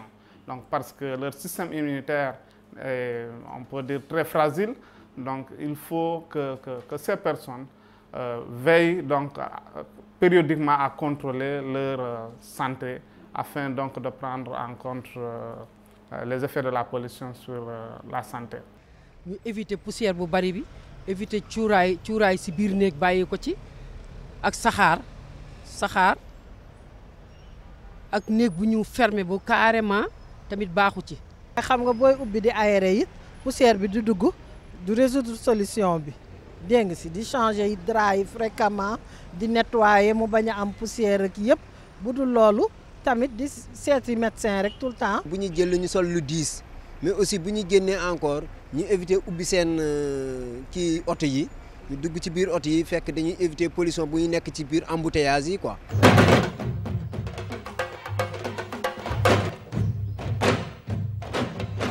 Rougui nag dañu lay sant di la gërëm bu baax parce que c'est vrai que temps bi li ñuy wax c'est pas propice aux asthmatiques. Alors on sait que asthme c'est un problème d'allergie mais il faut déjà connaître sa maladie xam lan ak lan lay bañ Rougui. yaa xam comme ni nga ko waxee rek asthme déjà da nga koy détecter ci sa façon de vivre.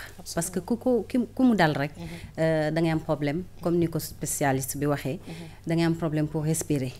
Inflammation ci sa bronche yi lay def da koy seere ba nga xamante ne da ngay def ay crise yooyu nag bari na li muy bañ selon la personne am na ñoo xamante ne comme c'est héréditaire allergie la leen di def allergie au pollen comme li fleurs yi di dégager da ngay gis ñoo xam ne au petit matin dañuy tisooli dañuy enrhumer alors que en milieu de journée mu disparaître gis ñoo xamante ne pollution atmosphérique bi moo leen di indil problème gis ñoo xam ne c'est la poussière et c'est l'occasion yaa xam pour wax surtout xale yi parce que mag sax xam mën nga jël say matukaay ba nga xamante ne yenn jafe-jafe yi mën nga ko éviter comme nga bañ a jege koo xamante ne day tux wala nga moytu cuuraay bu bari ci sa kër wala nga moytu poussière bi booy bale ak yooyu ngay def ndox mais xale bu ndaw wala bébé mu asthmatique c'est délicat. Oui, très. Voilà donc alerter parents yi aussi yokk leen tuuti conseil rek ne leen nañu éviter lépp loo xamante ne nii dafay jël poussière. Très bien.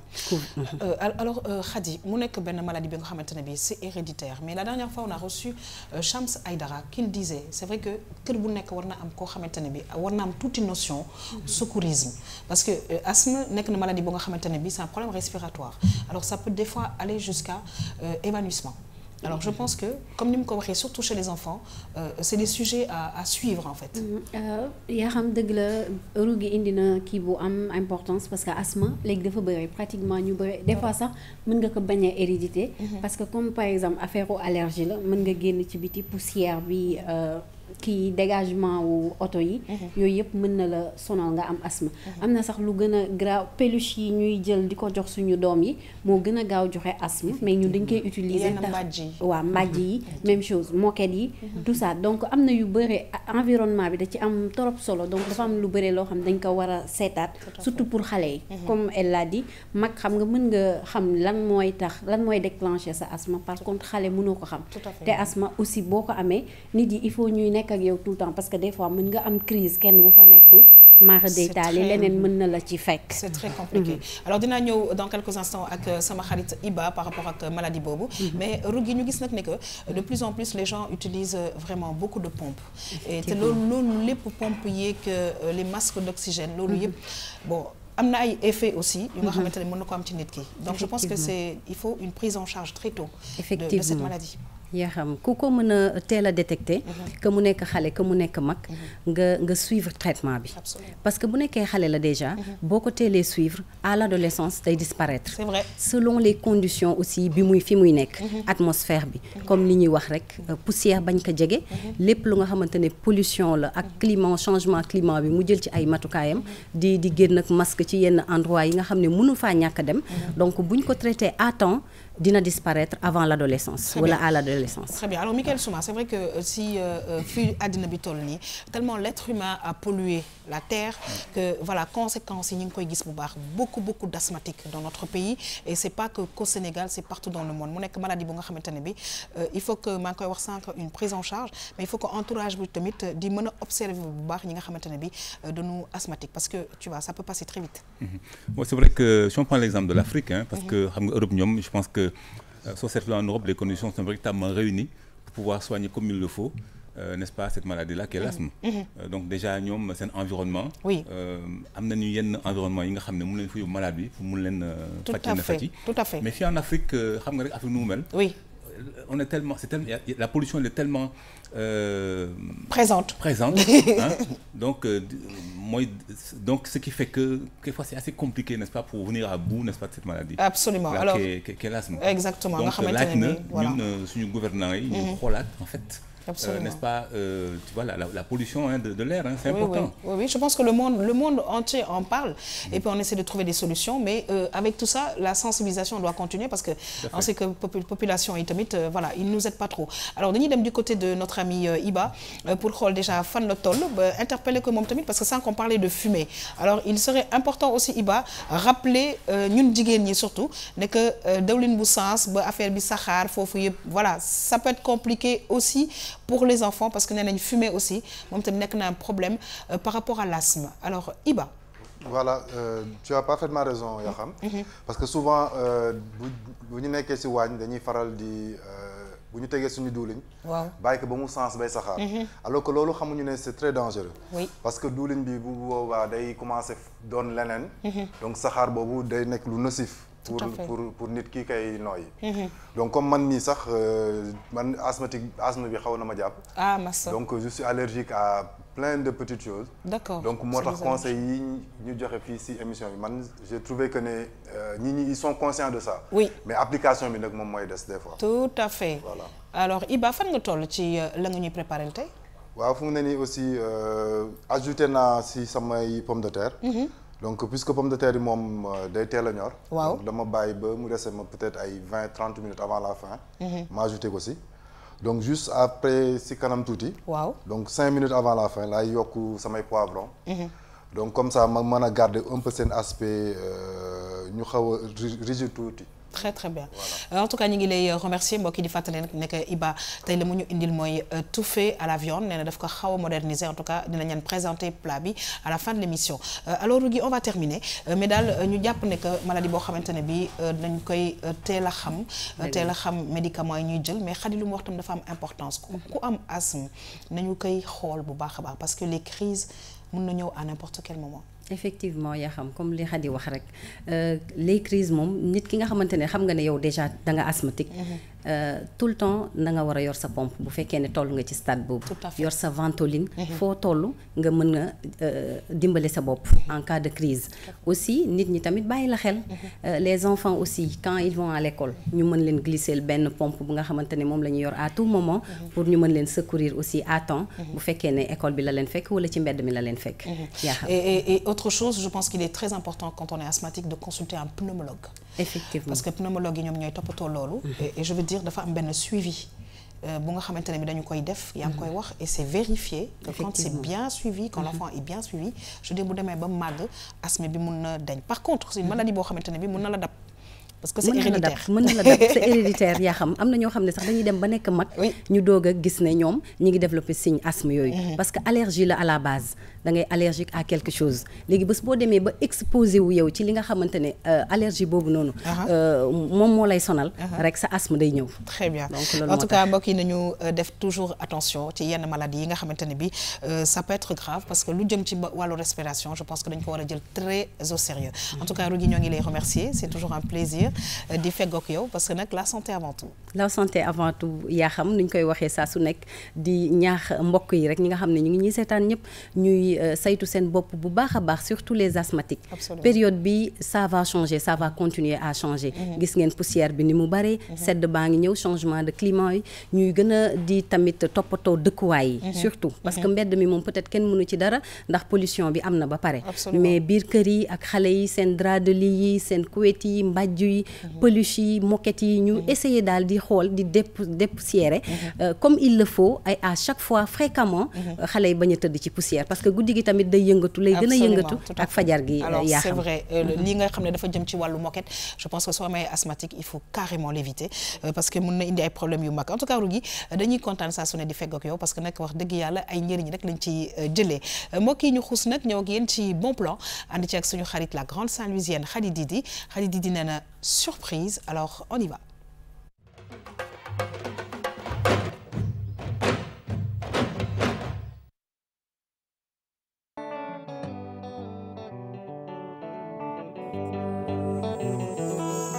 Walinyuma, karajo walinyuma baba. Baba mari bifora di walinyuma karajo. Man soudeur métallique la soudeur métallique moom laa jàng comme métier moo nekk sama certificat de travail. idée bi maanaam ni ma dikkee ci man même man sax daf ma xaw a jaaxal tuuti ndaxte dafa amoon ay lekkukaay xar yu ma doon defar loolu yàgg na tamit.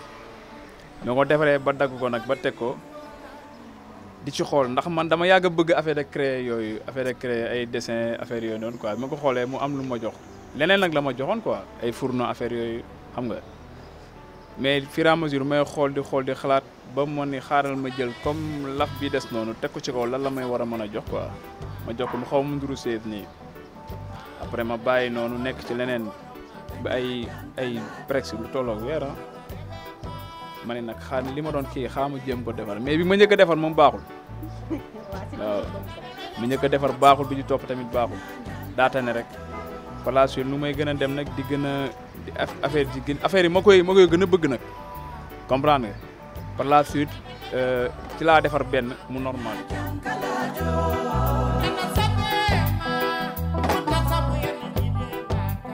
waaw barigo yi bu njëkkoon nag da daan jafe tuuti nag parce que su ma ko daan jënd damay dem station yi quoi si station yi laa doon dem mais par 3 jours nga koy am te loolu du ma arrangé place bi laa doon doxantu dem côté Diamaguène gis ñu koy jaay foofu ci laa dem jënd mais dama daan jënd rek ñëw rek jënd nii mais du ma xool parce que bu amee nor boo ko peinture day feeñ da nga si doon nekk di mastiquer yooyu te loolu day jël temps tuuti après ci laa am ku may jaay spécial ko ne moo may jaay ay barigo salut.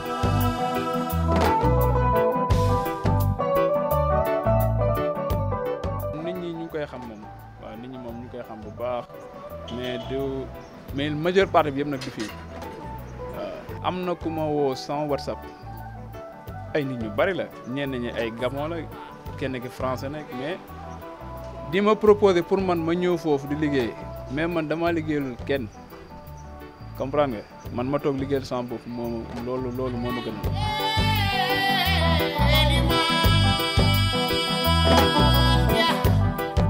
man kese maay liggéey ak benn boy moom mooy tapissier mu ngi sama côté nii mooy kii maanaam sànq moom mooy use affaire bi use bu doy waar.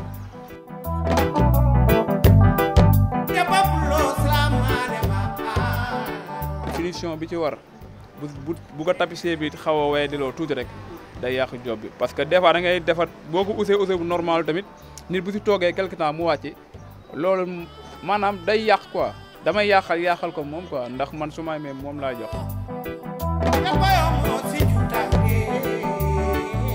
barigo bi li ma ciy créé maanaam dama ciy créé placard étagère placard yoo xamante ni dañ ciy mën a dugal ay livres ak leneen quoi dama ciy créé tamit comme table à manger dama ciy créé table bureau lépp loo xamante ni lu kër di soxla ñeneen dama koy defar même cuisinière yi nit jigéen ñi toggee dama ko si defar.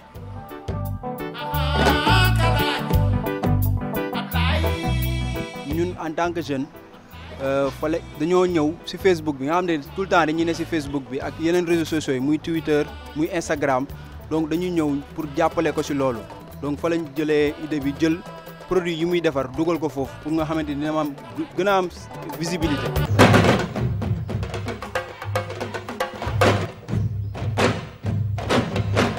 mbokk yi nag dañuy kontaan saa su ne parce que nag Khady Didi léegi nag gëm naa ne Khady nag xam nga Dakar te Khady xam naa ne da nga xuus feneen fu dul Dakar Khady man kontaan naa ci yow. waaye nag Khady xam nga li ma neex ci façon vraiment xam naa keroog ba ngay def interview bi vraiment ree nga ba sonn. xam nga lu tax man Khady dama kontaan si moom nee na. première fois damaa jéem baaxul. waaye xam nga bu baaxul. nga persévérer. mujjee na baax. loolu la def nee na dafa def. bu njëkk bi mu ne ma baaxul de. mu ne bi ci toppaat dafa tane. waaye xam nga lu ma ne dellu na ne man woo nañ ma waaye man maa liggéeyul kenn sama bopp laay liggéeyul. xam naa man dama foogoon ne sax ab lébu la mais yéen a bokk sant Babacar Thiam la tudd. xam nga caamee nii rek. bravo parce que man ni mu doon waxee noonu man lébu laa ko tegoon. waaw mais xam naa ne du lébu. mais dafa gëm boppam xam nga gëm sa bopp yaa xam dafa baax ci nit. parce que nee na lii moom daka daan defar pour xar yi. effectivement boo demee ci mbaaru xar yi da ngay fekk ñu dagg barigo def ci ay tànk moom la ñuy defee seen lekk yi nee na benn bis mu koy xool di ko xool après mu ne lii war na mën a am leneen lu ma ci war a mën a defar. nee na mu xalaat ne fourneau wala dara mais loolu ñëpp moom la ñuy def. léegi benn jour mu jël beneen laf bi des. mu teg ko ci kaw loolu affaire bi jox ko chaise. nee na nag foofu noonu la ko mbir yi dikkalee après nag mu toog di réfléchir. mu toogaat lu yàgg parce que ba mu defaree affaire yi baaxul neen dafa jëlaat temps wam toog di réfléchir mais bi mu dellu si waatee nag yi mu def yëpp macha allah. gis ngeen ko noonu ci reportage bi. façon bu nekk la ciy defal salon ensemble. day defar canapé de place. defaral la une place. teg ci truc nu mu tudd table. day defar meuble de rangement. tout à fait dafay defar bibliothèque. te nee na aussi mi ngi ci kanam dina defar table à manger. d'accord dina defar lit chambre à coucher. chambre à coucher complètement waaw chambre à coucher complètement. te xam nga Khady du ma neex ci moom. déjà entreprendre na moom. mais il fait participer d'autres. waaw loolu dafa am njëriñ torop parce que mi ngi liggéey mi ngi boole waale tamit ñeneen si parce que liggéey bi du moom kese. moom nee na kii la nu ñu koy tuddee. soudeur métallique yooyu noonu la mais dafa am tapissier bu nekk ci ginnaawam moo koy jàppale. d'accord léegi moom bu defaree yëpp ba mu normal peinture defar ba mu nice. léegi tapissier bi moom mooy defar kii yi ñu ciy teg pouf nu ñu koy tuddeete coussin yi. tapissier bi moo ko siy teg. mi ngi koy wax nee na tapissier bi tey li muy defar su baaxulee. moom bu ko si tegee affaire bi day wayadi. wayadi mooy si moom wayadi mooy waaw c'est pas professionnel. donc moom dafa bëgg lépp li muy def. da koy def ba mu mat ba rafet. nee na certes nit ñi duñ ko gaaw a xam. mais moom da koy xam. nee na dafa doon dem jëndi tamit barigo yi mais barigo yi daaw ko woon seetlu day dem rek jënd. ne des fois day ñëw gis benn day nor. mais dina ko nor ca defar mais dina des mais ki mu koy jaay du ko xam mais moom da koy xam te bëggul lool moom dafa bëgg liggéeyam set moom daal nee na en plus tam mi ngi ñaan ñu jàppale ko pour li muy def mu gën a yaatu mu gën a mën a indi tamit yeneen nit jàppale leen ci liggéeyam boobu. alors Chaka gis nga c'est un artiste un très grand créateur nga xam ne indi nañu ko tey ci bon plan mu nekk nga xamante ne bi yaakaar naa ne ku ko pousse mu dem parce que déjà il a encore d'autres projets. mais franchement man déjà dama yéewu quoi parce que le fait que mu toog mën a analyser xalaat ne ci ak bari war na ci mën a liggéey lii rien que toog boobu mu jël xalaat ne loolu war na ko mën a def rek c'est à féliciter quoi. Tout à fait. waaw franchement à part peut-être comme fii ni ñuy wax des fois di nga bëgg a entreprendre ay idées bëgg ko développer mais souvent ce sont les moyens qui ne suivent pas. Donc ñu bëri loolu moom moo leen di freiner ba bañ nga ko ba nee na moom tey benn booy rek la am mu teg ko donc tey am na nu mu doon demee mu am ko accompagner ci projet bi dina mën a embaucher yeneen booy jël yeneen ñoo xam ne nañ ci liggéey et puis affaire dina mën a doon benn entreprise boo xam ne dina yaatu ñu bëri dinañ ci mën a liggéey donc franchement nit la koo xam ne mérito na ñu jàppale ko comme vous dites si seen jargon big up. waaw big up man lu ma bëgg rek mu defaral ma si dàll aussi ak tubay bu mu nee nekk quoi. mun na nekk waaw xam nga. alors dina wow di je pense que daf ñuy jox ay idées parce que léeg-léeg nga am benn espace familial wala même si sa jardin je pense que mun nañu def de telle sorte que bépp kër boo dugg nga sentir cette touche j'allais dire sénégalaise voire africaine. Effectivement yaa xam comme li ñuy wax rek consommer local parce que tey jii balaa ngay dem ci ay boutique di commander yi nga xam ne à l'étranger la jóge kii mi ngi defar loo xam ne nii c'est extraordinaire te mën na dem fu nekk mën nga aménager sa un petit jardin wala sa benn espace familial wala sax la cour nga def ko ci sa coin wala sax dans la chambre ou bien fu nekk la rafet te en plus il a d'autres meubles yoo xam ne mën na def ay livres mën na nekk bibliothèque de petite bibliothèque kii daal chapeau vraiment yaa xam. Alors Khady on va te laisser xëy na ñu parce que defe naa ne nekk na un créateur bu nga xamante ne bi c'est important ñu fësal ko ci bon plan parce que nekk na ku nga xamante ne bi yaakaar naa ne sénégalais yi bu ñu ko gisee dinañu kii foog ñu xam fan la ne mën koo jot mun dem def ay commandes tout simplement pour jàppale ko moom it mu jàppale ñeneen. D'accord yaa xam moom mi ngi tudd Babacar Thiam numéro téléphone am di 77 388 49 77 mi ngi nekk Yoff moom daal képp ku fa dem rek li nga bëgg dina la ko defaral ci anam bu mu gën a rafete ñun nañoo moytu tuuti di bàyyi di jëggaani te jël li ñu moom suñu réew parce que nit ñi xale yi ñi ngi defar loo xamante ne boo ko tegee ci sa kër rek ñu ne kii gongo mais ñun on préfère toujours dem di jëggaani que di jël li ñu moom léegi nag Babacar Thiam moom mi ngi nii lim leen wan moom macha allah kenn amul loo ciy teg seeti leen ko daal ci 77 388 49 77. alors jàpp naa numéro téléphone bi 77 388 49 77 mbokk yi di fàttali nag Babacar Thiam gis ngeen liggéey bu mucc ay bi nga xam ne mi ngi koy def ci ay barigo xarit daal dafa mel ni daal yow week-end bi comme doo liggéey week-end bi dafa mel ni da nga yore sa oto rek fu ne Dakar nga dem fa daal ne ca war naa ñëw fii en tout cas on te dit bravo tout simplement. Merci. Et encore une fois bravo à Babacar Thiam mbokk yi ñu xuus nag ñëw ak yéen ci l'invité de Mickaël Souma ñu dem régie dellu si waat.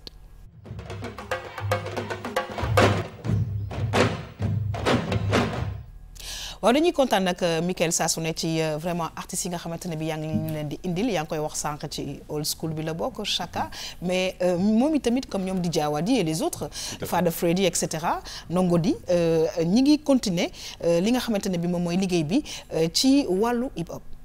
Voilà yaa xam Chaka Babs nag mooy suñu invité tey dans cette émission Tam Tam Chaka Babs nag nekk na un des fondateurs du mouvement hip hop xam nga ci dara donc depuis le début des années 90 bi mouvement bi doré et je pense que il faut avoir l'honnêteté intellectuelle de reconnaître que mouvement bi fii la commencé donc c'était là à Dakar FM mu nekkoon la seule émission de hip hop à l'époque ñëpp daan fa ñëw donc je pense que moom ci ñi nga xam ne ñoo sos mouvement bi ci la bokk muy dem di dem def liggéey bu doy waar ci mouvement bi ci wàllu hip hop ba fu mu yegg si fii tey donc moom nag am na c'est vrai que amoon na quelques moments de léthargie toogoon na quelques temps ñu gisatuñu ko mu disparaître mais là il revient en force sur la scène musicale hip hop et donc jot na fi def benn album boo xam ne c'était au mois d'avril dernier mu dédié ko au guide religieux Serigne Abdou Karim Mbacké un super album qu'il a réalisé mu dellusiwaat parce que il faut dire que les rappeurs c'est des porteurs de voix def benn single mu tudd ko gas di suul. Très bien alors Mickaël oui dañuy def rek lu dul dem régie daal di xool un peu le travail de Chaka Babs dellusiwaat mën a continuer waxtaan wi. gas yaa ngi suul yaa ngi gas maa ngi suul maa ngi gas yaa ngi suul yaa ngi gas maa ngi suul xewal bi saawal baawaan bawaaloo ndox bi walangaan Sénégal réewum jàmm laay askan baa ngi jooy ne xewal bi saawal baawaan bawaaloo ndox bi walangaan Sénégal réewum jàmm laay askan baa ngi jooy Sénégal sama réew Sénégal sama géew Sénégal sama réew naataange bi na gën a beew gàncax gi sax ndox mi way bay walangaan delloo si cosaanu cere te dooleel meew lekk bay maye Sénégal lu yërmande Sénégal lu jàppale samay kaddu foog mu àgg ba biir pale war a defee nu mu gënee kuy màgg yërëm gone ñu xàcceendoo dóorandoo bu ñii di gas ñii di suul duñu pare bu ñii di gas ñii di suul duñu pare ku ne bay sa waar ci li la fale bu ñii di gas ñii di suul duñu pare na xewal bi saawal baawaan bawaaloo ndox bi walangaan Sénégal réewum jàmm laay askan baa ngi jooy mu mel ni nag benn extrait bu nga xamante ne bi en tout cas quand tu parles de revenir en force on le voit hein. Oui, donc un clip qui a été bien réalisé, c'est simple, c'est bien. Oui. Donc c'est pas trop surchargé. Donc ni ko réalisé en fait clip bi c'est déjà bien. Oui. Avec un peu de noir et blanc, hein, je pense. Ouais, un peu de noir et blanc. Alors donc mu nekk benn morceau boo xam ne day conscientiser en fait des populations, les jeunes par rapport aux prochaines échéances. Voilà. Très bien. Donc chacun peut-être un mot hein. ci liggéey bi nga jot a def. Ouais, c'est vrai déjà merci encore une fois. Single bi je l'ai fait parce que comme lu ñuy wax dafa am ci lu ñuy jubloo. À chaque fois campagne présidentielle yi war a ñëw. dëkk bi ñëpp dañuy nekk sous tension. ñëpp dañuy am pression ñëpp dañuy tiit. Et que ñun les porteurs de voix dañ si am benn rôle bu am importance bu ñu jouer. lu tax ma def ko dama xam ne bientôt les élections. jóge nañu si 23 juin bi. 2012. et que ça metti woon na. bari nañ si catastrophe yu fi amoon am na si ñu ñàkk seen bakkan am na si ñoo xam ne ba léegi ñu ngi si kaso et tout ça te loolu yëpp li ko waral. mooy ne que peut-être amuñu woon ñu wax ak ñoom pour wax leen ñoom lan la ñu war a def ak fan la ñu war a yem. parce que il faut pas que ñun les populations ñu jublu trop dugg trop si jeu politiciens yi. parce que ñoom làmb bu ñu xam la ñoom. mais ñun nañu xam li ñu war. campagne yaa ngi ñëw on n'a pas besoin de génn di yàq suñu dëkk soxlawuñu génn di rey kenn soxlawuñu génn di taal fenn il faut qu'on soit conscient. nañu toog ku si nekk xaar sa yor nga sa carte. amul kenn ku la mun a forcer ne la positif quoi. il faut être positif. il faut langage positif. il faut pas il faut effectivement conscientiser donc c'est un single que j'ai fait pour population bi yëpp pour conscientiser tout le monde que ça soit les politiciens le parti au pouvoir opposition et tout ça pour wax leen ne fi ñu jëm nii mën nañ fa dem si jàmm mën nañ fa dem positivement. alors Khady defe naa ne ñoom dañu am participant dañu am wàll bu nga xamante ne bi dañu ko am ci dëkk bi ba nga xamante ne bi je pense que c'est une très bonne chose parce que amul xaaj ak seen dafa ne damay conscientiser ñëpp laay waxal parce que suñu dëkk jàmm rek a fi war a mën a am. waaw parce que ñoom comme on dit c'est des porteurs de voix donc ñoom bu ñu waxee nit ñi dinañ leen déglu donc moom way bi mu way am na solo. nit yi nañ ko dégloo xel. te bañ ko dégloo xol. xam nga boo ko dégloo xel rek di nga xam lim message bi mu ciy joxe donc ñëpp dem ci jàmm voté ci jàmm ñibbi wat ci jàmm. très bien alors Miken Souma. waaw donc loolu di benn ñaareel bi peut-être mu dellu soit ci album bi nga xam ne defoon na ko te mu dijjee woon ko en fait le guide religieux. Donc j'ai comme l'impression que yow bi ngay dellu si sur la scène hip-hop. ci côté boobu nga jublu woon quoi sur le côté spirituel. waaw d'accord c'est avant may def album boobu. dama doon j'ai traversé des moments yoo xam ne c'était difficile. parce que dama amoon problème de santé. ay affaires yoo xam ne ça me fatiguait un peu. et ça avait duré presque ay 2 ans et tout ça. bon ba par far li yàlla di def mu la naree dimbali si la ma feeñaloo ak sëñ Abdou Karim Mbacké. d'accord donc ma demoon Touba. seeti ko donc bi ma demee seeti ko bon ay ñaanam am lu bëri lu mu def si man bon ba ma retrouver waat sama bopp retrouver waat lu bëri donc ma bëggoon ko delloo njukkal à travers loolu comme xam na ne man aussi artiste rappeur la te moom dafa bëgg a porte de voix dafa bëgg rappeurs yi donc ma ne ko nag dinaa def benn album boo xam ne dama la si rendre hommage parce que xam naa ne du xaalis bu ma ko mën a jox du leneen lu mu ko mën a def donc si sama liggéey rek laa ko mën a rendre hommage donc si laa ko laajee nag wax ko ne comme nag man lii laa liggéey mais bëgg naa def mu jox ma accord donc ma def album bi tuddee ko Makarimal Akhla parce que moom li muy woote mooy Makarimal Akhla le bon comportement jikko bu rafet et que loolu dafa baax parce que loolu moo war a mën a sauver àdduna donc ça rejoint en fait quelque sorte li nga mujjee def li ma mujjee def ni si boobu laa nekk parce que boo seetee même clip bi t-shirt bi ma si sol c'est écrit Makarimal Akhla wàcculoo yoon boobu daal le bon comportement voilà donc loolu la ma def album bi juste pour rendre ko hommage c'était pas un album boo xam ne dama ko def pour commercialiser ko pour am si dara wala pour def si ay concert mais dama bëggoon nit ñi juste ñu déglu ko bon ñi ko jotul xam wala ñi koy dégg rek te bëgg ko album boobu def naa si 9 titres. 9 titres. Même Michael moo def outro album bi. D'accord. Et voilà moom grand bi sama production yëpp presque dina si ñëw def dara. et que loolu maa ngi ko si remercier bu baax. Alors n'oublions pas que Michael Souma c'est aussi un musicien. Un jour j'aurai l'occasion de l'inviter justement en tant que musicien, chanteur et guitariste. Alors c'est vrai que Michael moom sax moom mosul dugal studio d'ailleurs. Oui di ma wayloo genre je t'assure ça fait quelques années de cela. En tout cas dinañu jeexal émission bi mbokk yi dans quelques instants. Mais damay dem nag xool Iba parce que Iba war na pare dans les normes alors je pense que fi mu nekk nii la ca des ci sunu touffé à la viande bi mbokk yi xam naa ne du bëri ñu dem xool Iba bu ko defee ca cëppaandaw ga Iba danañu indil plat bi fii bu ko defee ñu daal di koy servir vraiment ñi nga xamante ne bi ñooy sunu gan sachant que toujours le Sénégal c'est le pays de la teranga alors Iba fan nga toll. waaw fu mu ne nii maa ngi waajal. waaw instant bi.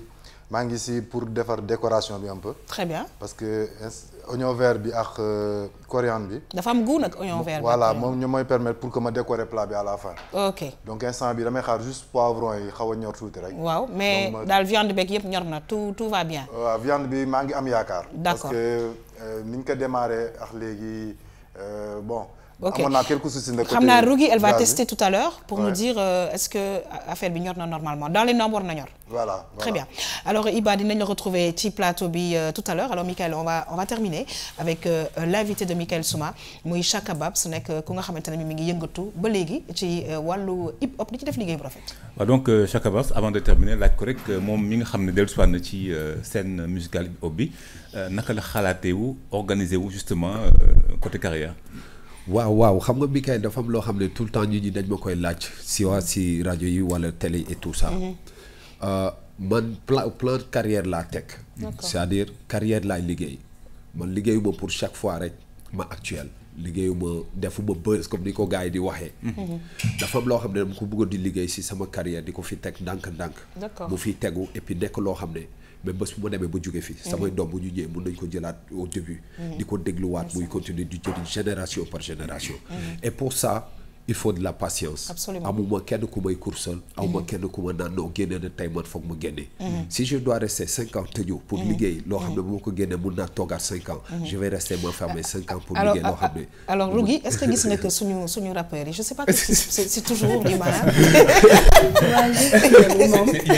exactement ça nous aide à sortir les mots alors langage gestuel voilà un mot par rapport ak ñoom seen liggéey parce que vraiment ñoom ñëpp ñi ngi def liggéey bu rafet ba pare nag avancé yi avec cette nouvelle génération là mais bravo mais c'est important tey boo gisee génération bu bees bi li ñuy def nga war a xam ne que lépp loo gis base bi baaxoon na quoi waaw mais ak lu ñu munti def rek dañu delloo njukkal old school yi absolument parce que et il y en a qui l'ont fait d'ailleurs à travers ay chansons si am na quoi parce que grand yi liggéey nañu loo xam ne vraiment loolu moo nekk support ba léegi rapidement moo nekk support Rougui un mot par rapport ak loolu ñu terminer moo nekk support wax na ko léegi foofu laay commencer sax parce que ñoom ay pionniers lañ ci li ñuy def te nekk nañu ay exemple aussi nekkoon nañu ñoo xamante ne amul woon violence amoon na entente ci seen biir ñu nekkoon di liggéey bu rafet ba yàlla def génération nouvelle bi ñëw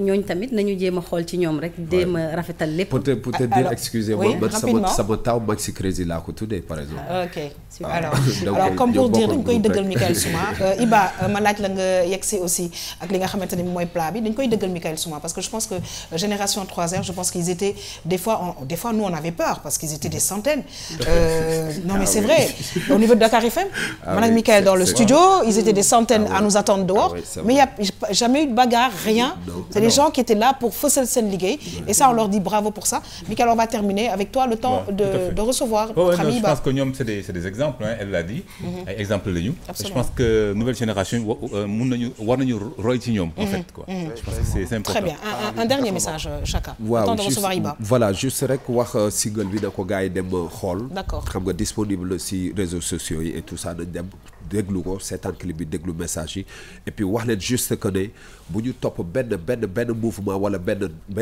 opposition wala benn parti au pouvoir wala n'importe pour quel politicien. pour génne si mbedd yi di yàq suñu dëkk bi. très bien alors dëkk bi jàmm peace love. ñoo ko moom Sénégal kenn mënu ko xar ñaar. alors le temps que Iba arrive je remercie la grande Saint-Louisienne Khady Didi c'est toujours un énorme plaisir de te recevoir. merci beaucoup ci Babacar Thiam mi ngi ñu indil Khady kan ngay remercier. plaisir partagé yaa xam man maa ngi lay remercier di remercier Chaka Babs parce que li mu wax am na torop njëriñ donc naka nit ñi déglu bu baax di remercier tamit téléspectateurs yi ñuy seetaan di leen jox rendez-vous samedi ci beneen bon plan leçon su Khady Didi Chaka Babs ñi ngi lay gërëm di la sant bu baax a baax merci juste remercier sama staff Canal 4 Production remercier leen yéen ñëpp grand Michael Souma sama manager Nafi Gueye remercier aussi Ibou Diop aussi depuis la France xam naa moom mu ngi xaar émission bi quoi merci beaucoup Rougui ñoo ngi lay sant di la gërëm bu baax a baax beneen samedi ak beneen sujet ci wàllu santé ñu indi ci ay conseils pratiques. effectivement yaa xam di leen di sant di ko commencer ci yow. di sant ñi nga xamante ne ñoo safoo la RTS de chaque fois di ko seetaan di leen remercier bu baax di leen wax ne rek conseil santé revient samedi prochain indiwaat leneen loo xamante ne dina leen neex bu baax. le grand Michael Souma ñoo ngi lay gërëm di la sant bu baax a baax saa su ne mbégte bu mag la ñuy am di la recevoir. merci Yakham plaisir partagé di leen remercier ñëpp. Rougui j'ai pris bonne note ci li nga wax en matière de santé parce que moi je suis allergique à beaucoup de choses. tout à fait en tout cas merci et félicitations à Chaka Babs. merci beaucoup Michael alors suñu xarit Iba mbokk yi nag gis ngeen Iba la mu ñu indil tey te yaakaar naa ne yéen ñu ñuy seetaan xam naa ne plat bi moom wax dëgg yàlla war nañ ko mën a présenter borom kër yi bu ñu leen toppatoowee ba pare ci week-end bi dañ leen koy présenter ko suñu doom yi Iba ma bàyyi la nga waxal ñu ci en tout cas ça sent tellement bon Khady oui. voilà un plat que j'aime faire parce que franchement c'est agréable. waaw déjà que am na légumes yëpp. donc am na pomme de terre am na carotte. donc agrémenté un peu ak poivron. d'accord. donc c'est un tout fait. mais modernisé un peu. parce que à la façon bœuf bourguignon laa ko bëggoon defee. plus ou moins. très bien. donc y a eu benn astuce bu ndaw bu ma si ajouté à la fin. waaw mooy que bi ma demee ba muy waaj a ñor. dama si ajouté 2 carrés de chocolat. 2 carrés de chocolat. voilà donc ñu bëri daf leen étonné même bi ma ko defee sur YouTube aussi vidéo bi ça a étonné plein de gens. chocolat noir. donc voilà donc dina apporter benn goût supplémentaire boo xam te ne nii. ça va être agréable en bouche. très bien te aussi moom mooy tax aussi que plat bi am benn. brillance bi ñuy gis ni ci sauce bi. ok donc alors voilà. tu ne cesseras de nous étonner Iba.